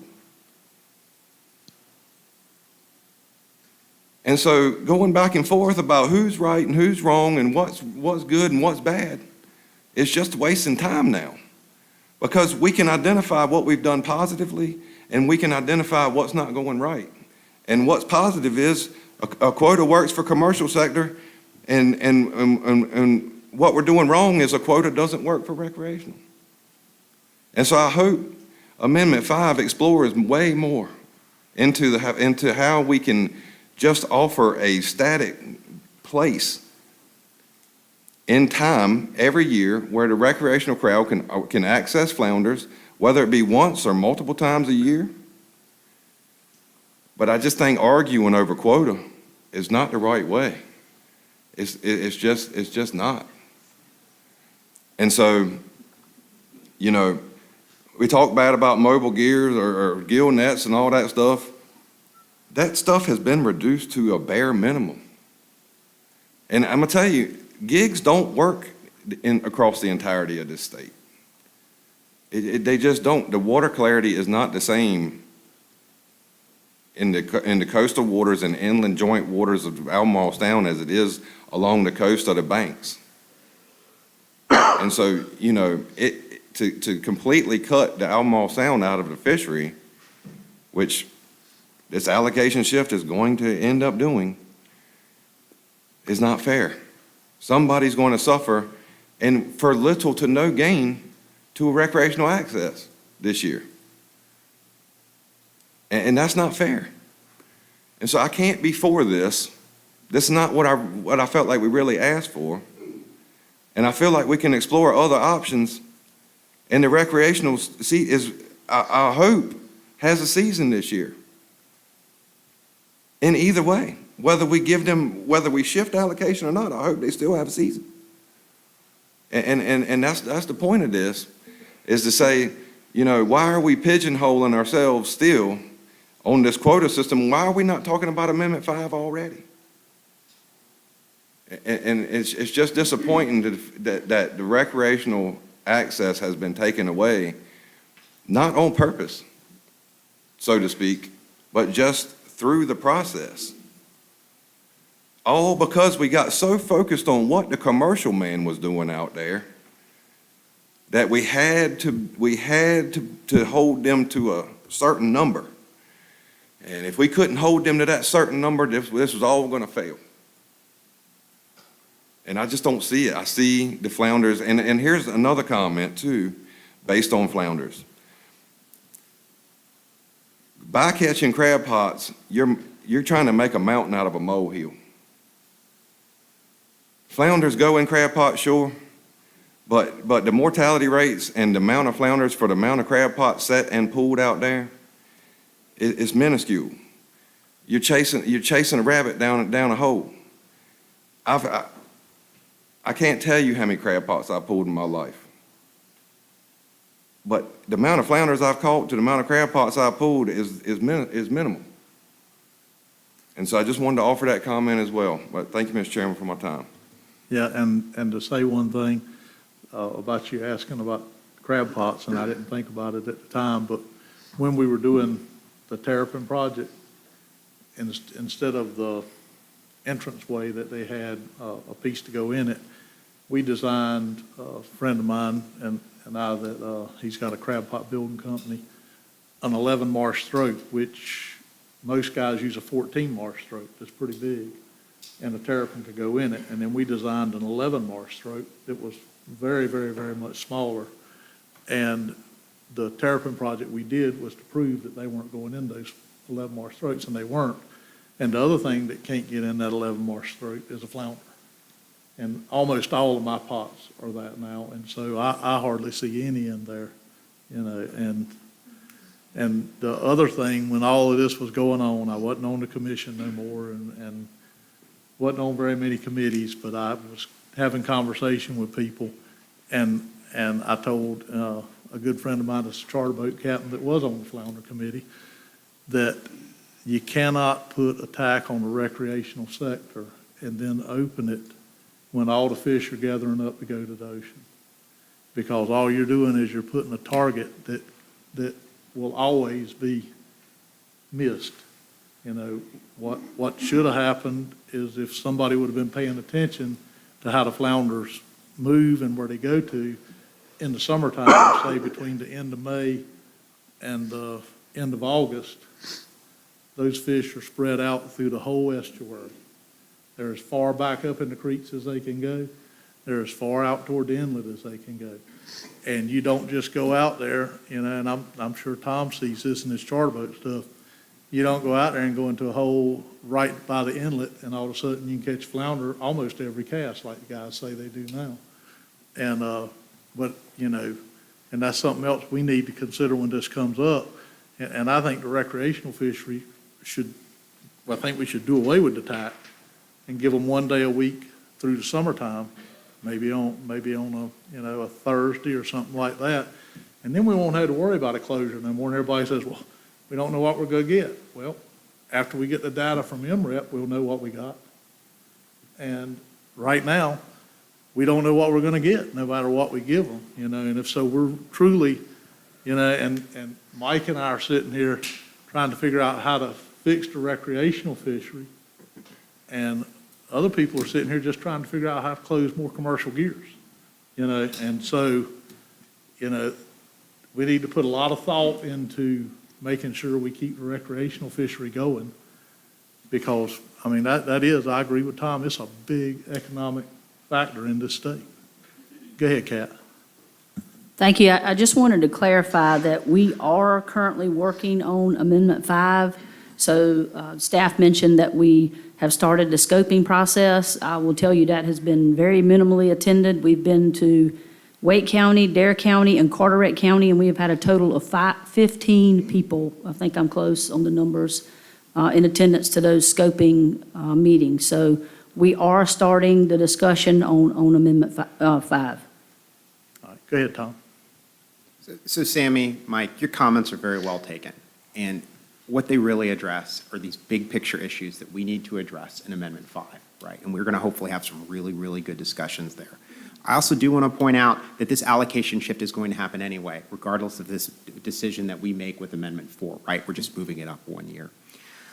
And Mike, you brought up the red snapper issue, and I think that's a very pertinent example, but not necessarily exactly the way you brought it up. What it really brings up is this paradox we're seeing in fisheries as they recover, right?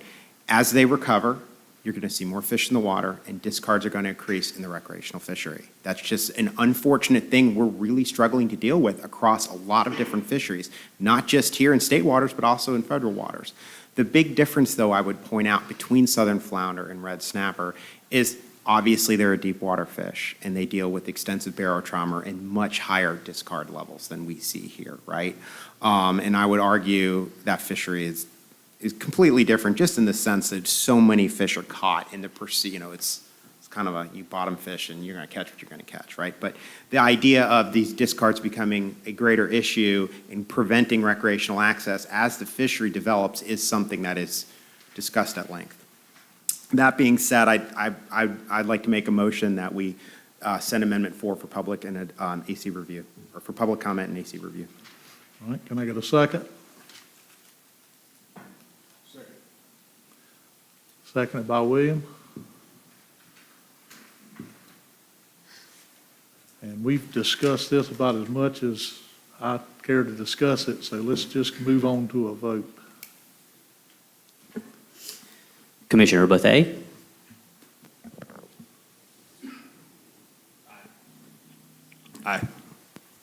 Commissioner Blanton, No. Commissioner Claus, Aye. Commissioner Gardner, Commissioner Hopgood, Commissioner Rader, No. Commissioner Roller, Aye. Commissioner Service, and Chairman Corbett. No. So that's 5-4, and it'll move forward to the advisory committees, is that what we're saying here? All right, thank you, guys, appreciate it. Thank you. Now we can go through the close of the speckled trout. Chairman Corbett, would it be possible for us to take about a 5-minute break just to let folks use the It would bathroom? absolutely be possible, if that's what you need, Jesse. They won't let me pee in.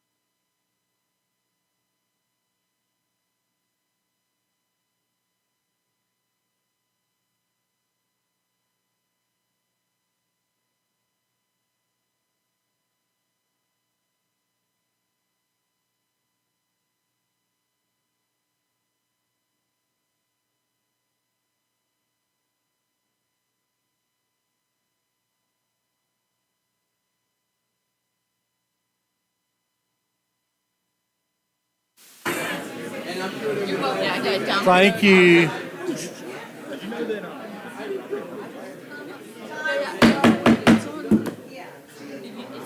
I like my hammer. He's got his gavel today. I had that before, that's the same old. Yeah. All right, let's get back and get started on this. And I think I was told this is like a 2-minute presentation, so that's pretty good. It's pretty short. It might be a little longer than 2, but it's short. Not like I like picking on you or It's short. anything, but I No, mean, gosh. It's all good.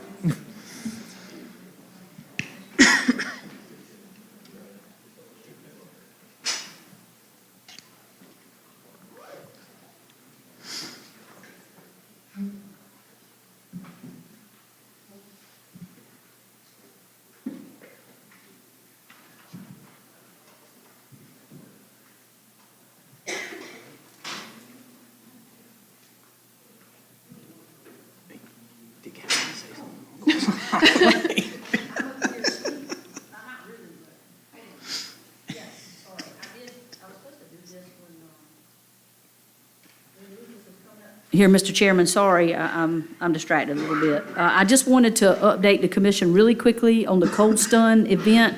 You have a memo in your materials. I think it's the first tab after the director's report. And just let you know that the closure, the Cold Stun closure, does follow the fishery management plan, and which calls for the director to close the fishery in the event of a significant cold stun. So we are managing that by the FMP. And for cold stun evaluations, just real quickly, we're looking at size and scope of the kill and temperature exposure, the rate at which the water temperature is cooling down, and the evaluations of the water temperatures and the exposure triggers that we use. So based on that information, we issued a proclamation closing the fishery. Again, in accordance with the fishery management plan, that was from January the 24th. That will stay in place until June the 15th unless this commission votes something different today. And for the public, I think there's a lot of confusion potentially about why we do that. We know that closing the fishery is not going to protect the cold fish. They're going to die. We totally recognize that, but the point is to protect those fish through their first spawning of the year, and their spawning allow them to spawn through that year.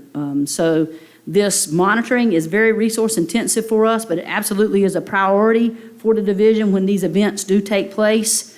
We get a lot of calls from the public. We get a lot of reports. We get a lot of reports on our social media, a lot of calls, and a lot of text messages, and we are trying to follow up. Staff is trying to follow up on every one of those. So we take these events very seriously. So does the public, and I appreciate the staff's work on this because these just come out of the blue, and sometimes we have them and sometimes we don't, but they are a lot for us to wrangle up and keep a handle on. But thanks to the public for that, and thanks to the staff for their efforts. And I don't know if Lucas has any additional information that he wants to share, but I just did want to give that little piece on the cold stun closure. So thank you, Mr. Chair. All right, and when they get done, we can ask questions we got or anything like that.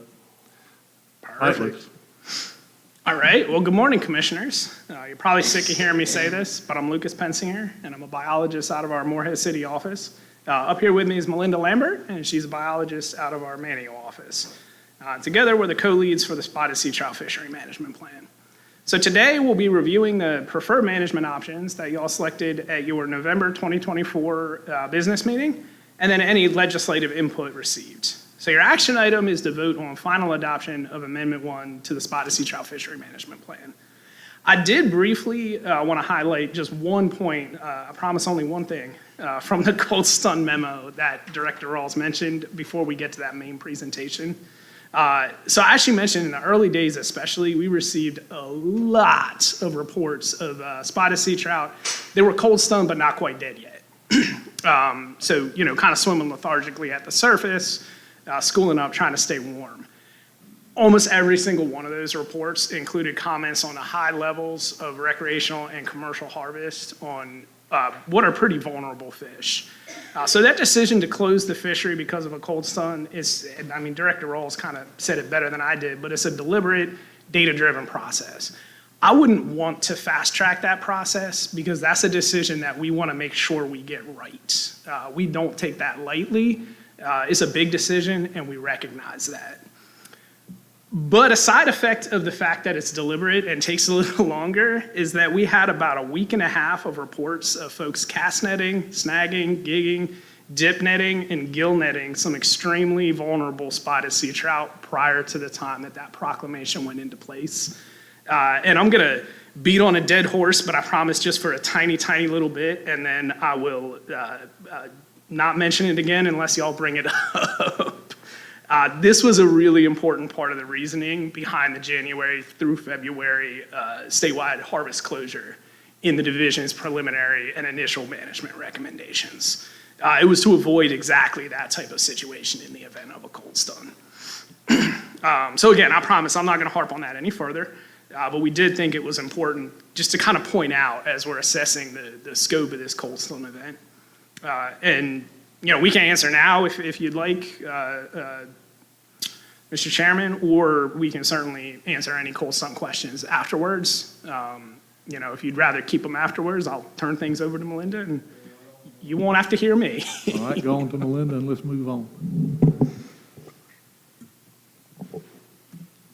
All right, thank you, Lucas, and good morning again, Commissioners. I wanted to start by giving an overview of the presentation today. It'll be short, I promise, hopefully. First, we'll review the preferred management options that you all selected at your November 2024 business meeting. Then we'll review where in the timeline we are for the Amendment 1 process and answer any questions you might have about today's presentation. Finally, as mentioned before, the Commission's action item today is to vote on final adoption of Amendment 1. So we have organized the preferred management options you selected by appendix. Appendix 2 discusses achieving sustainable harvest in the spotted sea trout fishery. For the recreational sector, you all selected a recreational slot limit of 14 to 20 inches with an allowance for 1 fish over 26 inches and a 3-fish bag limit. These measures are projected to result in about a 27% reduction in the recreational harvest. For the commercial sector, you selected an 11:59 p.m. Friday to 12:01 a.m. Tuesday closure from October to December, and an 11:59 p.m. Friday to 12:01 a.m. Monday closure January to September. These measures mirror the commercial weekend harvest closures adopted in the striped mullet fishery management plan.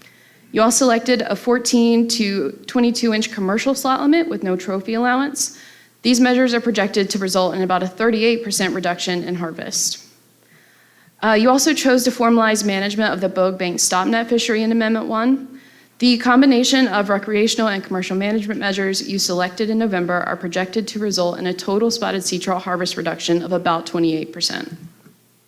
And lastly, for sustainable harvest, you voted to adopt the adaptive management framework detailed in Amendment 1 with the caveat that any adaptive management measures will be brought to the Commission for review prior to being put in place.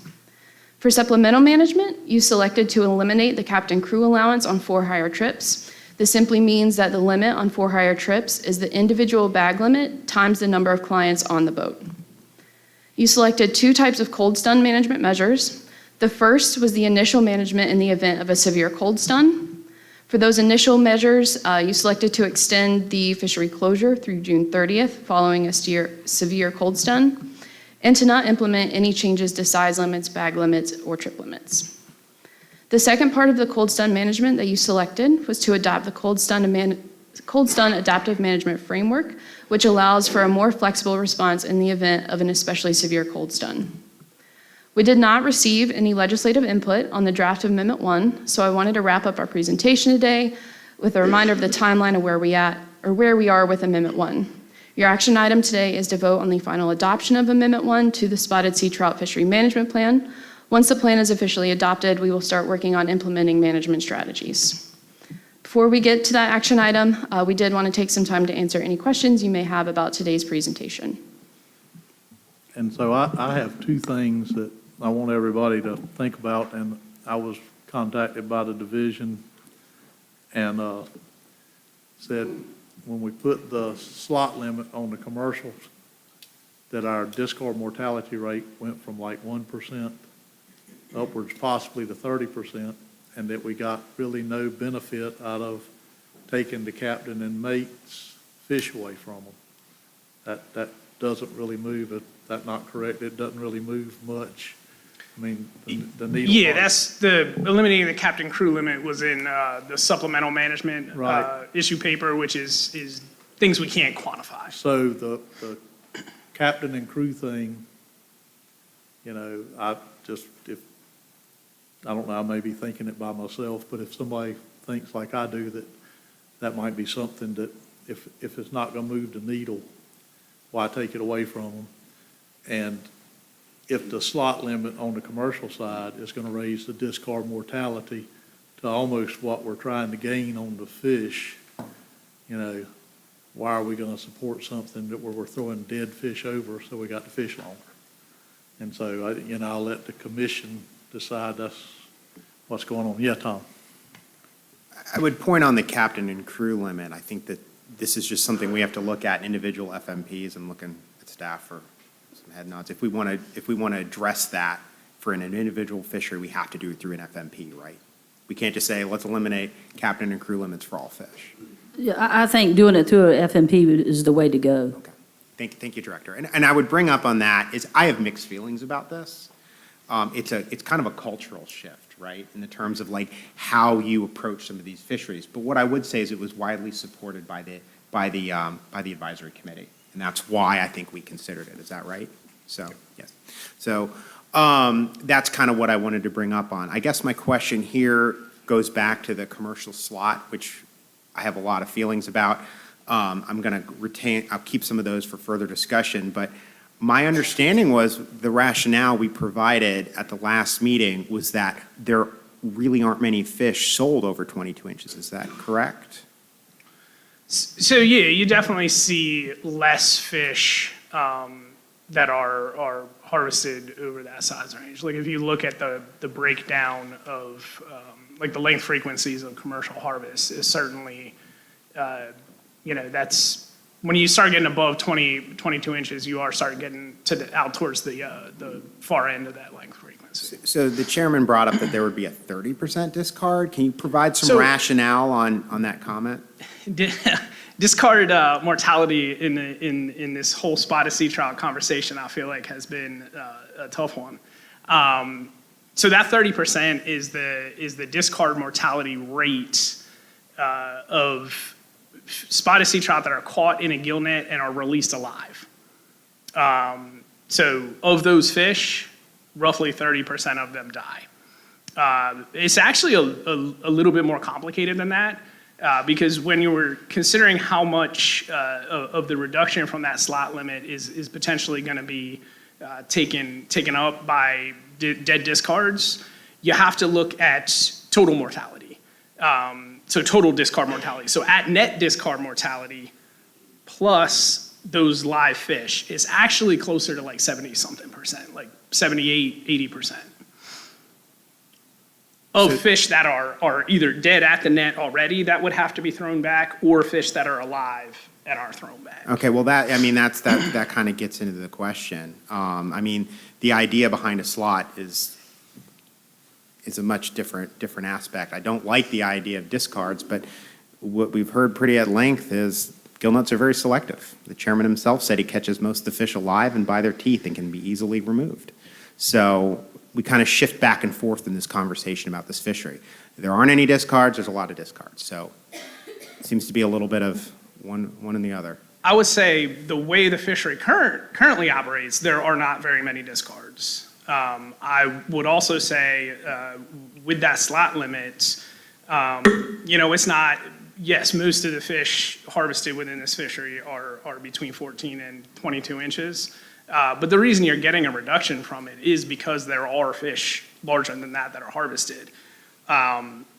That's a combination of the reduction that you're getting, but then it's also you're creating those discards where they don't exist. Because right now, they would be harvested in the commercial fishery.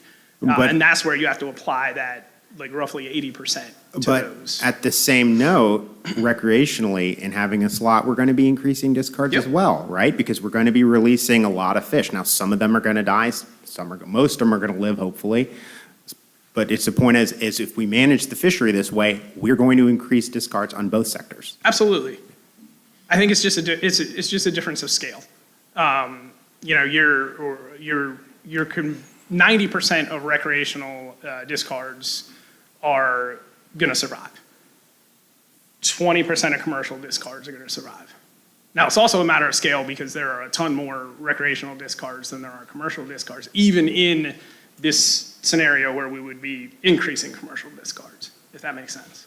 So my point of it was, right now, we've got a commercial speckled trout fishery, you know, commercial, what do we catch? 28% of the fish or something like that? I don't even think it's that high. Yeah, okay. And so, right now, we've got like a 1% discard mortality, I think, 1.25 or something like that. So the actual number of dead discards, yes, make up like around 1%. And so if you think that it's possible that it could go up toward 30%, which is what I was told, pretty much what you just said, you know, I know that's just a large amount of fish that we're throwing over dead that we haven't been throwing over dead, or, and they might live. I don't know.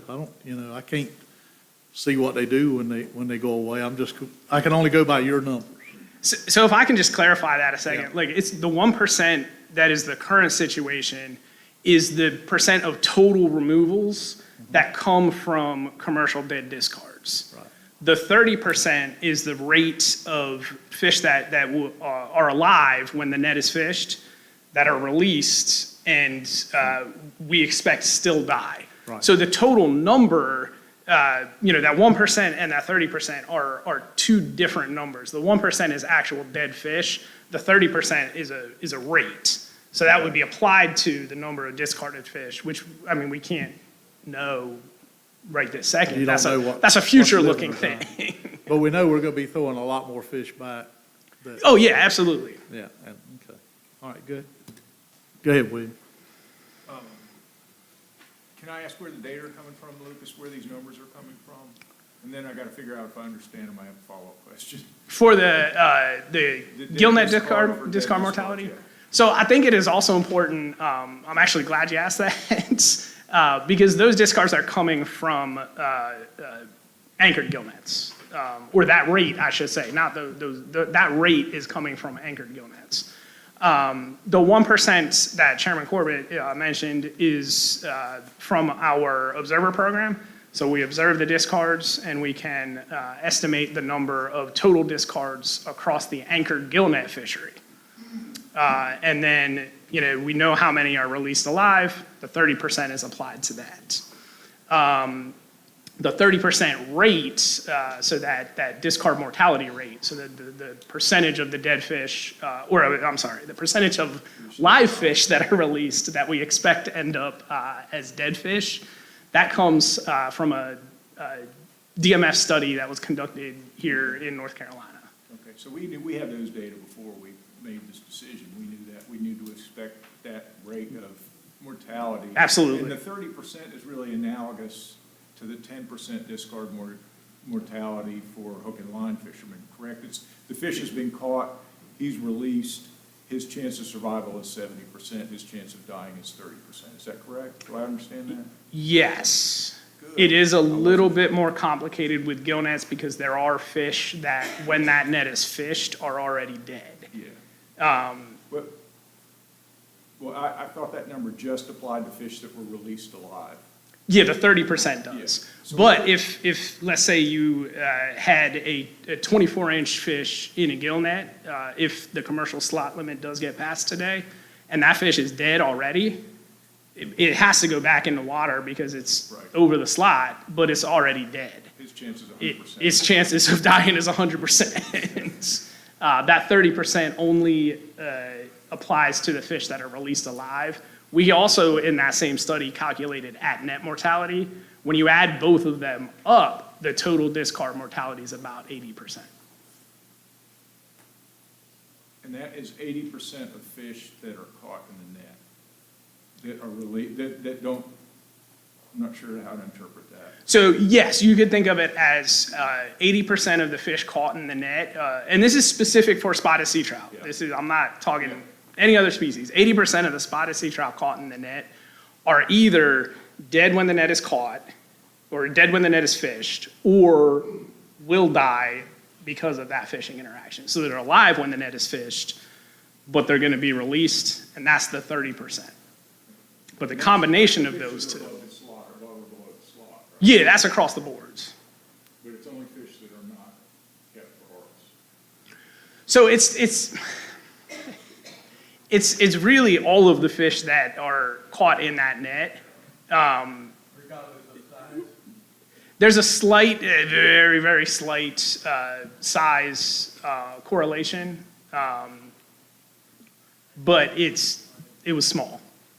So I mean, it's not 100% accurate to say regardless of size, but it's almost. Okay, Mike. So I had an issue with this slot, even when we talked about it last time, but it just seemed that the will of the commission was that, do to one, do to the other. And I think, through this meeting, it's shown that sometimes doing one and doing to the other at the same time doesn't always pan out. And so we're taking a clean fishery, what we can consider fairly clean, and we're going to now increase the discards in it, all at the sake of management, because we selected a slot on the recreational side of things. Now, mind you, we've taken 100 and some days away from the commercial fisher through the other option that we selected of mimicking the mullet plan, which is up close to like 140 days, I think, is what I heard. That's quite a few days away from the commercial fisher that he will not be able to set or access those fish.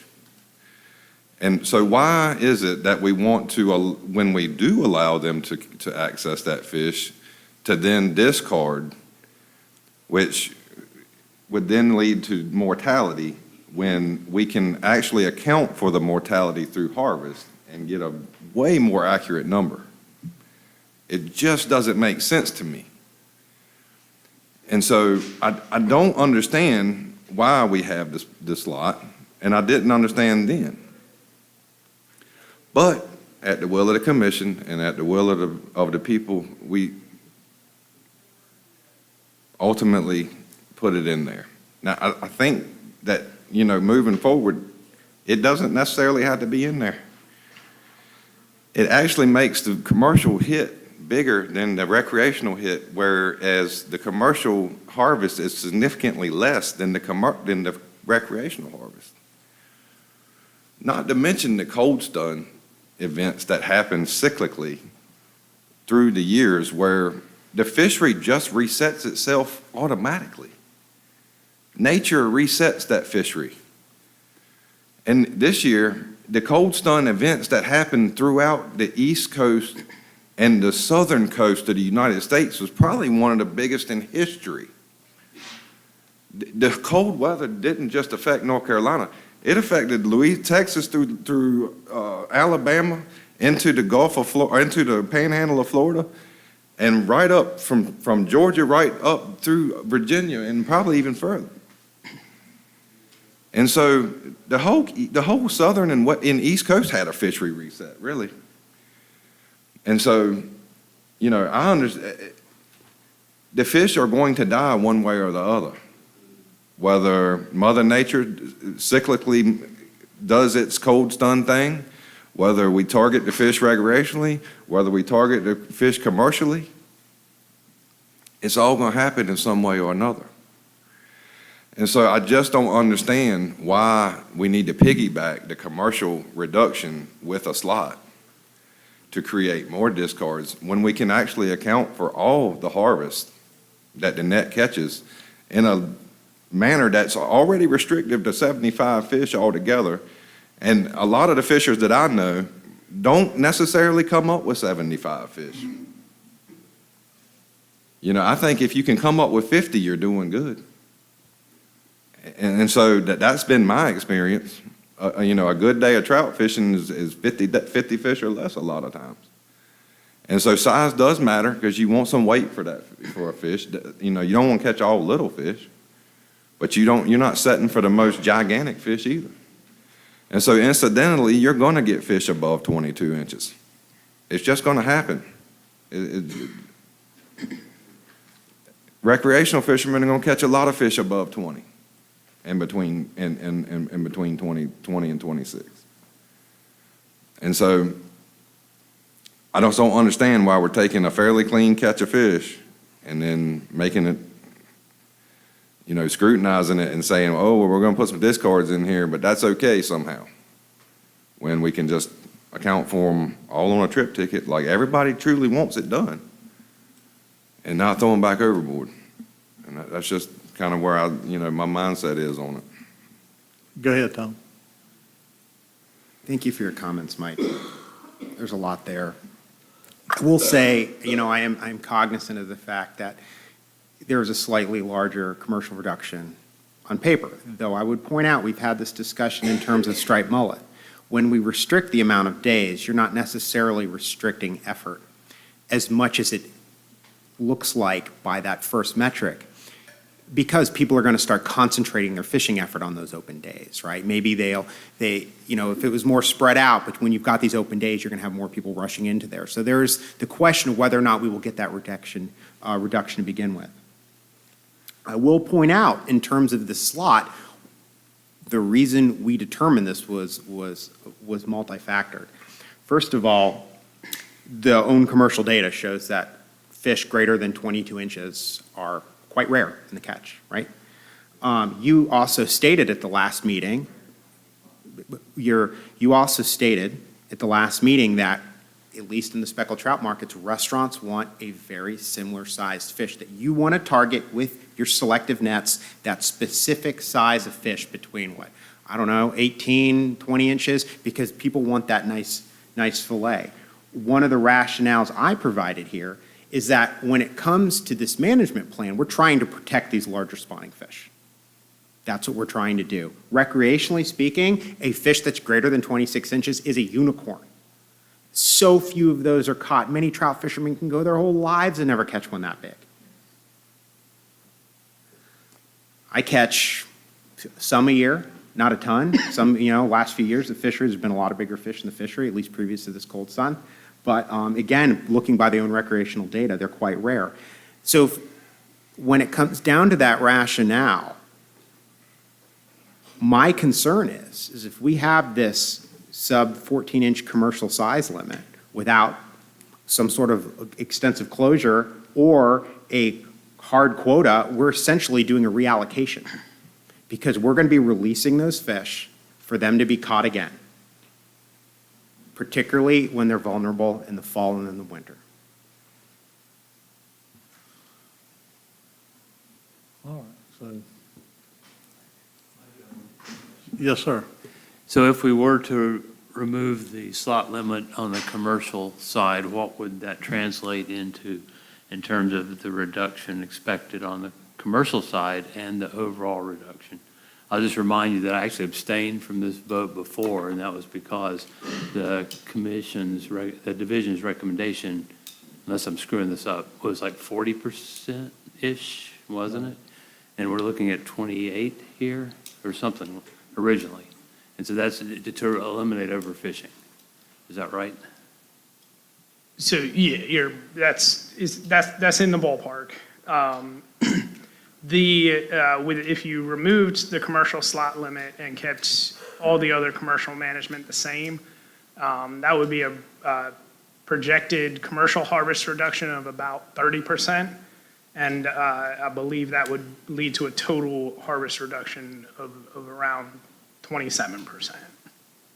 And what was the original division recommendation about reduction in fishing mortality in order to eliminate overfishing?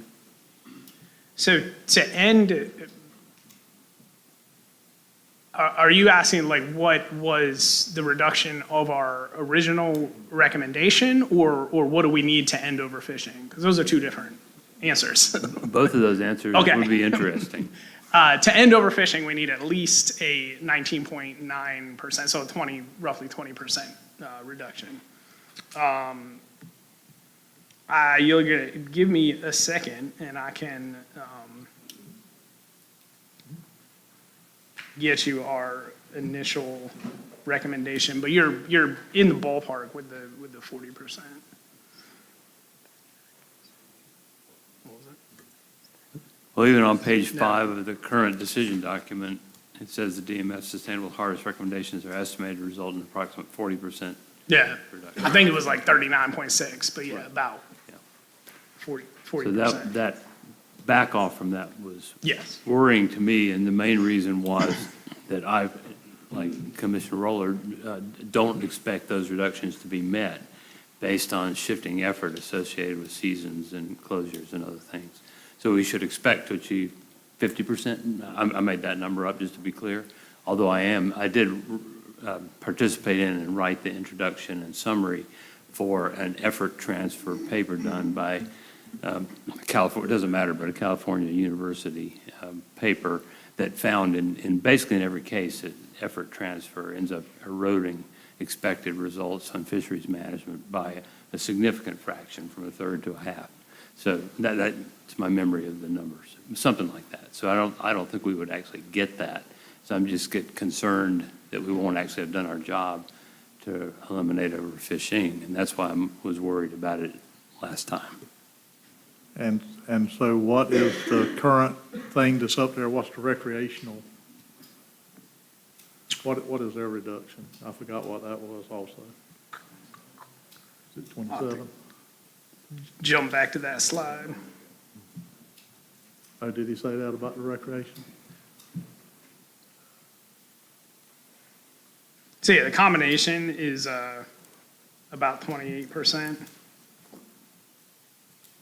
Sorry, I got to go back enough slides to get there. Yeah, 27%. So the way it looks right now, the recreational is 27, the commercial's 38. Yep. And if we did away with the slot, they'd both be 27. Commercial will be 30, Okay, and okay. recreation will be, And just to be clear, the overall reduction, which is the number that we were shooting for, you said was 28 before, and now it would be. It would be well, 27 Almost the about. same, between, most Yeah. of 27.2 or something. that's because the overwhelming majority of harvest comes from the Recreation. recreational sector. It's almost the same, really. Yes, sir. Thank Mr. you. Sir. Would the increase in discard mortality from gill nets be considered in that reduction? So no, it's not. Yeah. That reduction is the, I guess you could call it like the on-paper reduction. But it is not adjusted for expected increases in mortality, both discard mortality on the recreational side or on the commercial side. All right, let's move forward, and we should, okay, go ahead, Jeff. For me, and I think I'm going to reference some of Mike's comments here, it's very clear in talking to our advisors and fishermen that changes need to be made in the management of this fishery. We've had this has become arguably the most important recreational fishery because it's one of the most available recreational fisheries, particularly if you want to harvest something, at least in our inshore waters. I think the real miracle here is we got this far in the process without having a cold stun, right? Going through the stock assessment and all the steps it takes to get to this point, and then we have a cold stun right at the end. I mean, this was one of the longest periods of time in recent history where we haven't had a cold stun. And so I wonder openly if managing this fishery by stock assessment is the best way to do things, right? But and what I mean by that is we probably should be managing this fishery a little different by some sort of yearly metric. It's hard to say. We also can't predict cold stuns. They could happen at any time. We've had times in the past. We have them 2-3 years in a row, right? And the fishery does rebound pretty strong. However, we are seeing a lot more effort, and we heard from fishermen that they want to do everything they can to keep this fishery looking similar to what it has over the last few years, if feasible. So I waffle back and forth between do we do this or do we do something different? But this is kind of what we have, and I think we can accomplish a lot of that through this plan. And I know I'm just kind of rambling on, but will say this to end it. I don't think I can support any option that doesn't include a similar size limit for the justification that I provided earlier. So I understand there is some consternation about removing that commercial slot or having that commercial slot, but when it comes down to it, we either want to protect these large fish or we don't. Go ahead, Mike, I'll let you do. I'm just going to repeat this again. A gill net, whatever mesh size you select to put on your boat to go target these fish, the vast majority of the fish targeted will be that size. Okay? Now, that's not to say that a fish won't be a little bit smaller or a little bit larger. However, the vast majority of those fish will be in a comparable size range to what you selected that net size to be. Now, I just don't see the benefit of taking away 100 and some days to fish, giving them a handful of days per week, allowing them to go fish, and then making them throw back just a handful of them that it might be a little smaller or a little larger that they might encounter. It's not like these people are going out there and limiting out every fishing session. We've capped the number of fish total. We're taking and giving them a select number of days to fish. And now we're going to tell them, oh, well, if you encounter this size fish, you got to turn it loose. When these fish we're going out there to harvest these fish for the direct benefit of the consumer. I just can't understand what the logic is to raise the discard levels just because. It doesn't make any sense. And so I don't know that anybody's going to go out there, and I'm not speaking, I've said things like this before. I'm going to retract that little bit of stretch right there. And I just can't imagine that it's going to have that significant of an impact to saving hoping to save just this many more that when they're discarded might live. I just can't understand.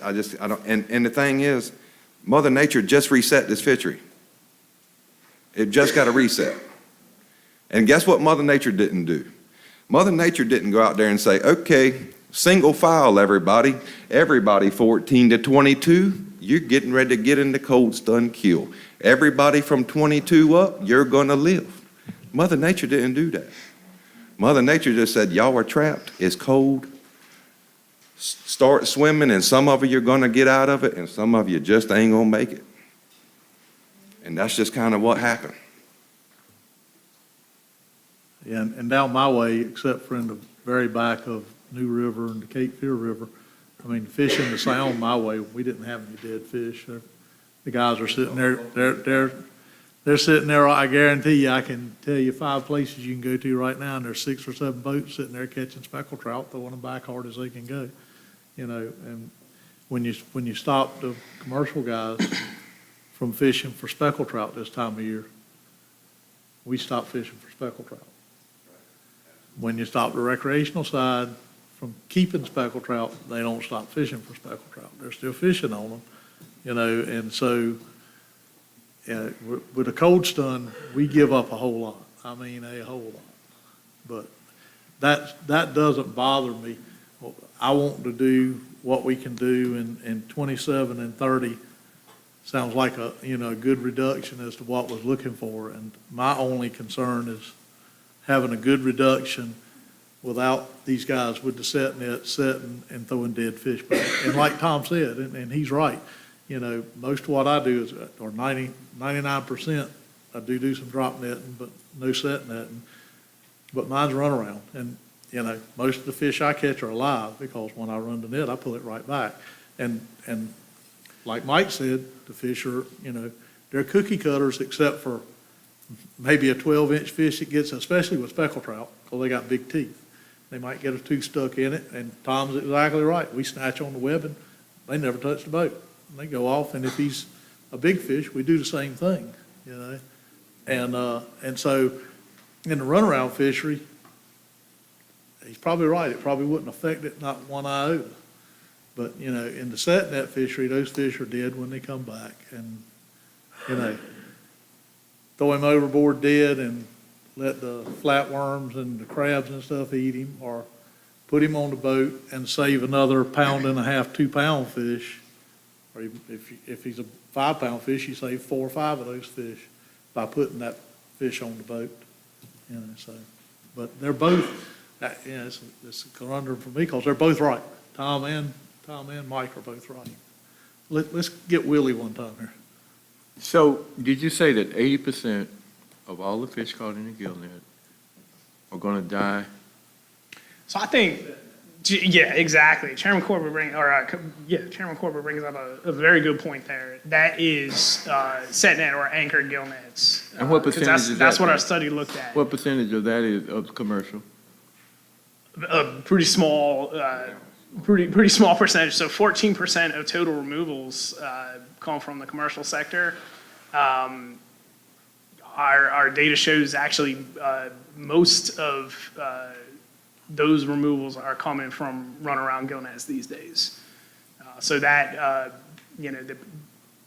I would imagine, I can't put a number to it, but I would imagine that for all of the reasons Chairman Corbett outlined, especially. So the set nets is what percentage of the commercial landing?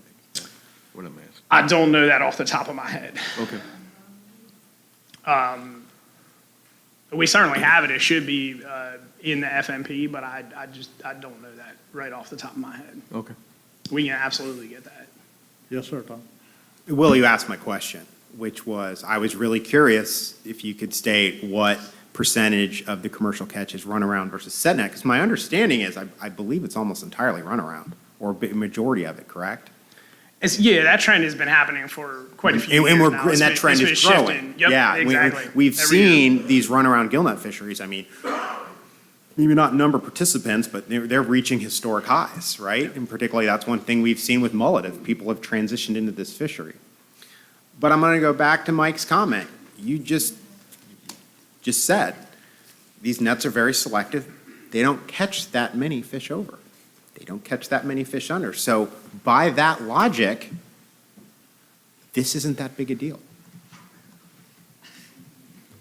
All right, let's get you got a motion in there after you make this comment? Somebody needs a motion.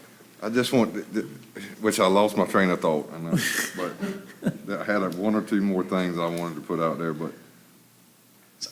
I can actually give you. Ultimately, if y'all vote for the slot or not, it's up to y'all, okay? And so I think either way, fishermen are still gonna be able to fish, but just remember, we're taking 100 and some days away from this fishery for the commercial side, right off the top. We're just gonna take them away and not let them interact. And it coincides with the mullets, which actually helps the fishery, because the people that said, oh, well, y'all took my mullets away on the weekend, I'm just gonna go, now I'm gonna chase around speckled trout. Well, now they're not gonna be able to do that no more. And so that's why I agreed to that, to allow those fish some pressure off of them, because the boys that said, oh, I was gonna go mullet fishing these days, and then I'm gonna change my net over and go trout fishing these days, it wouldn't allow it. It would make them have to make a choice. Okay, I'm gonna chase around a few trout because the mullet price might have went down, right? And so I'm gonna give the mullets a week or two break and try to catch a couple mullets because my man wants a few at a higher price. That's how commercial fisheries work. That's what, you can't get down into the demographics of it without lengthy conversations and boat rides on boats and understand the logic of commercial fishermen. And so we're already taking opportunities away from them and gonna make them select which fish during the open period of days that they're gonna go after. And one comment, that's what I'm glad I talked out, but so far as the mullet fishery comment, you know, was boats sunk this year because the dude set too many nets in the fish and couldn't get them back. And boats started setting less net because there were so many fish out there, the nets were catching that they were setting had to be reduced to a level, and they made those choices themselves because they couldn't handle but so many, and the market told them, I can't take but this many. And so they started putting less nets on the boats because they were like, man, there's just too many fish for us to even handle with our rigs. And so where is the measure of success at? We're seeing these gigantic schools of fish up here, and fishermen are going out there and accidentally catching too many of them with the gear that they took out there with them, and having to go back home and take nets off of the boat and say, look, we just can't handle the fish that's coming in these nets consistently. And so I'm just, you know, there's some level of responsibility that comes with professionalism in this fishery. And not everybody is just out there doing whatever to deprofessionalize. I don't know how to explain it. You know, it's just an argument that is hard to have a lot of times. Thanks. Commissioner Corbett, I can give an answer to the breakdown of set nets and runaround nets if you like.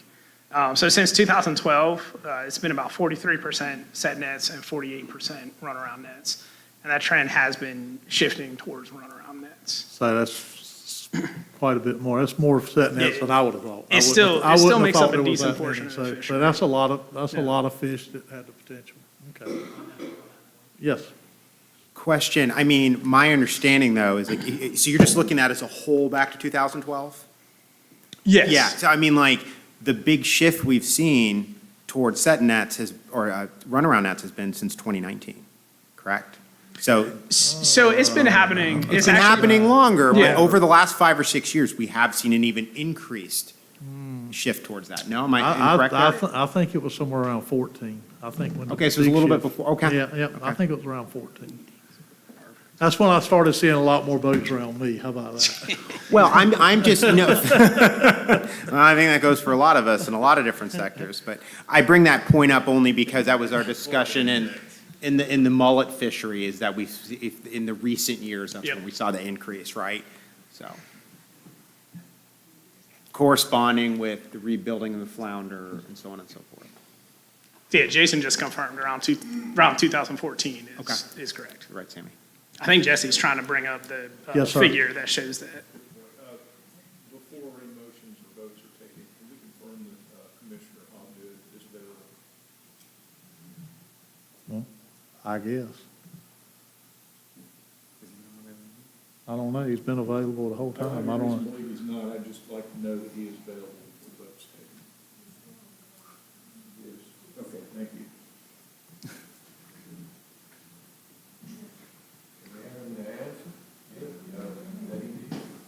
Hello, A.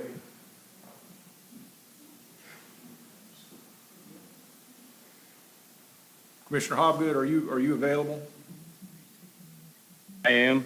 Thank you. Can you hear me? Yes, sir, thank you.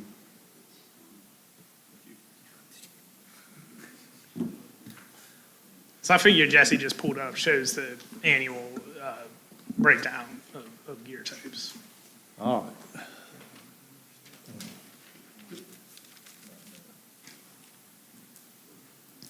So let's get a motion on this.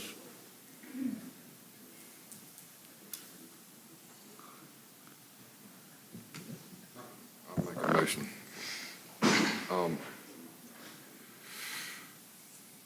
Can we bring that slide back to where we had everything?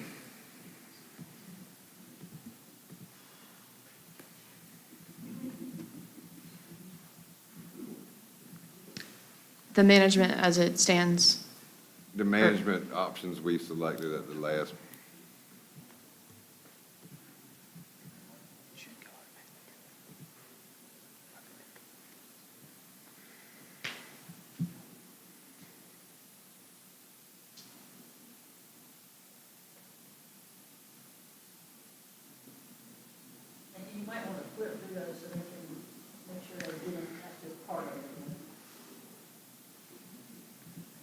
So that's a sustainable harvest portion, And adaptive management.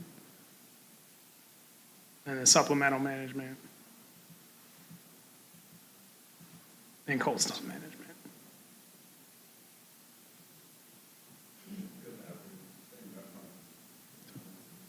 Three parts.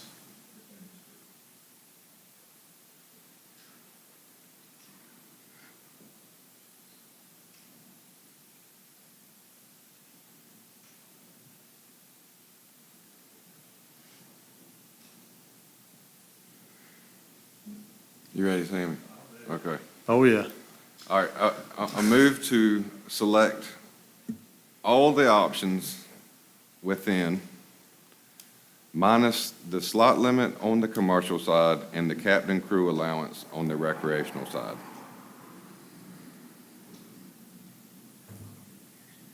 I'll second that motion.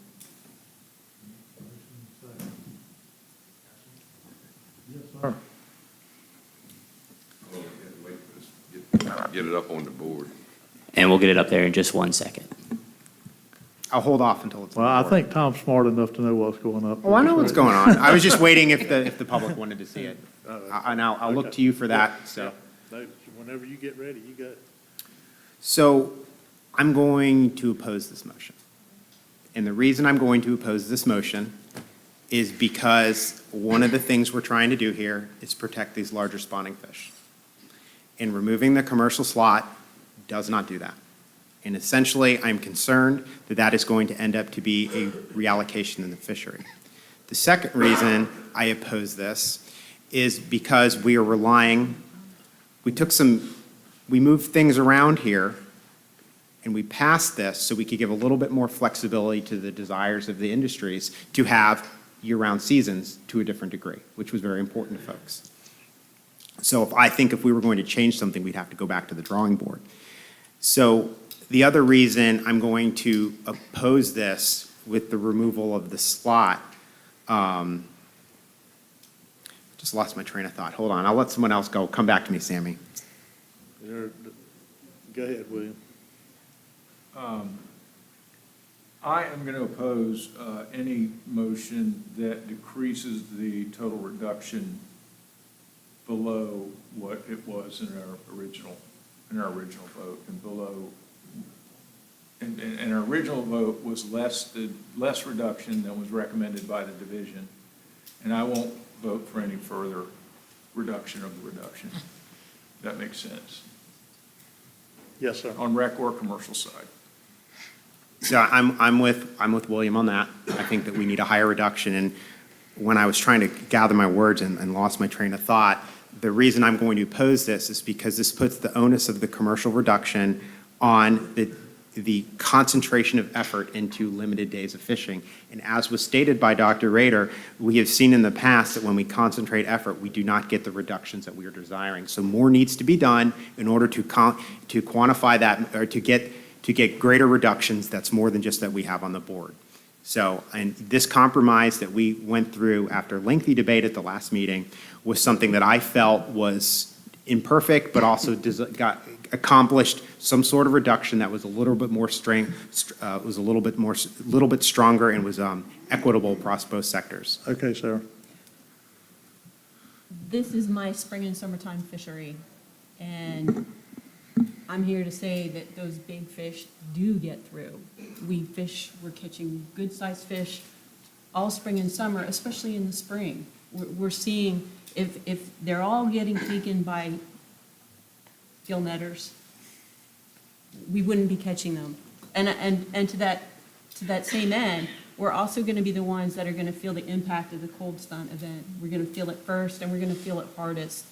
And it's just the way this unfolds. I've had it happen several times in the course of my career, but I would like to say that I do support taking the slot limit out of the gill nets, speaking from experience, and having access to these really good quality fish in the spring and summer, after they have supposedly been all caught by the gill netters during the winter. And then I would say one thing, that it seems that they're worried about protecting this big fish, but then when I looked up there a few minutes ago, and I'd even forgot it was in there, it's in there where the recreational can keep one per person the whole time the fishery's over 26. So if the recreational sector is so worried about letting those big fish go that can spawn, why is it that they've got it where they can keep them? Yes, sir, Tom. So to 2 points there, you know, and we've addressed the greater than 26 issue, right? They're so rare. I mean, it is such a small percentage of the fishery, and the rationale provided, there's not much of a biological evidence there. And I mean, look at the data. Look at the data provided us. They are very rare. Now, I'm going to go back to Sarah's comment. Nobody is saying they're all caught in gill nets at all. No one is saying that. No one has ever said that. What we have been saying here is that we are trying to adjust how this fishery is managed because we have increasing effort in the fishery. There is concern about the long-term viability with more recreational effort as well as concentrating commercial effort in the fishery. And we are trying to keep this fishery in a well-balanced state. And that means we're trying to protect larger fish. That was what the advisory committees advised us, and that's what we heard from the public. No one is saying they're all being caught. People said in the AC, I really like what this fishery looks like. The trends might not be great. What can we do to keep it this way? We like the big fish in the fishery. No one has ever said they're all being caught. Yes, Sarah. I would like to add that in this part of the world, we are seeing some really good sized fish, and we've been seeing them for several years. We have definitely been benefiting from the regulations as they stand, but also from a lack of cold stun. It's not uncommon for people in our part of the world to catch fish over 26. Pretty much everybody that I know has caught a fish in the last year or so in the 30-inch range. So it's a testament to how things were working in the past. We're also seeing great size range across this fishery. And I do respect what you're saying, but my fishery up here is completely different.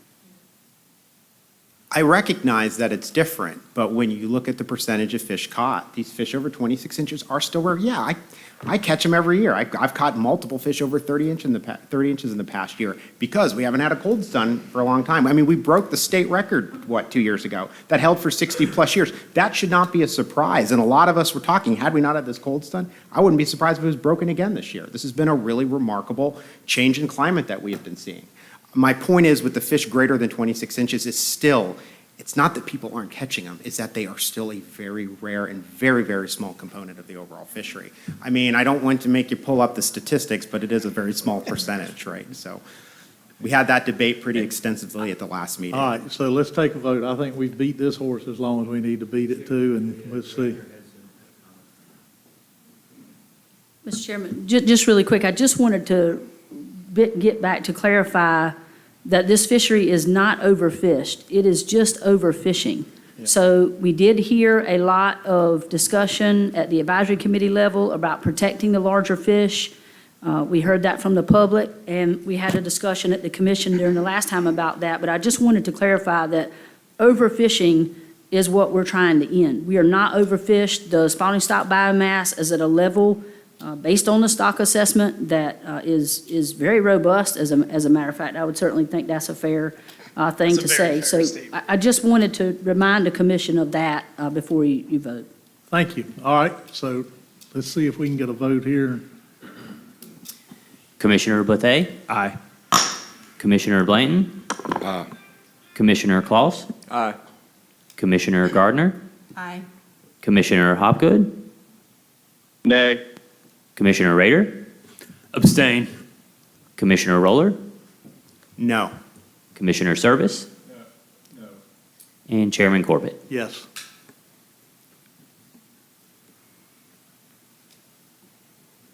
5-3. And 1. Yep. Well, I figured that was your stance the last time. Okay.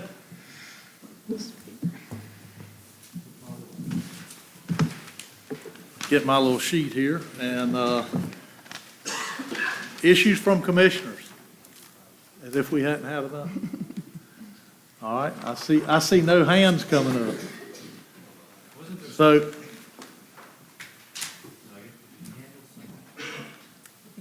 we missed it.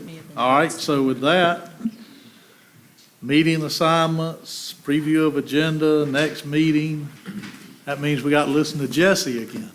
Wow. I'm going to take a long time too, Sam. No, you're not.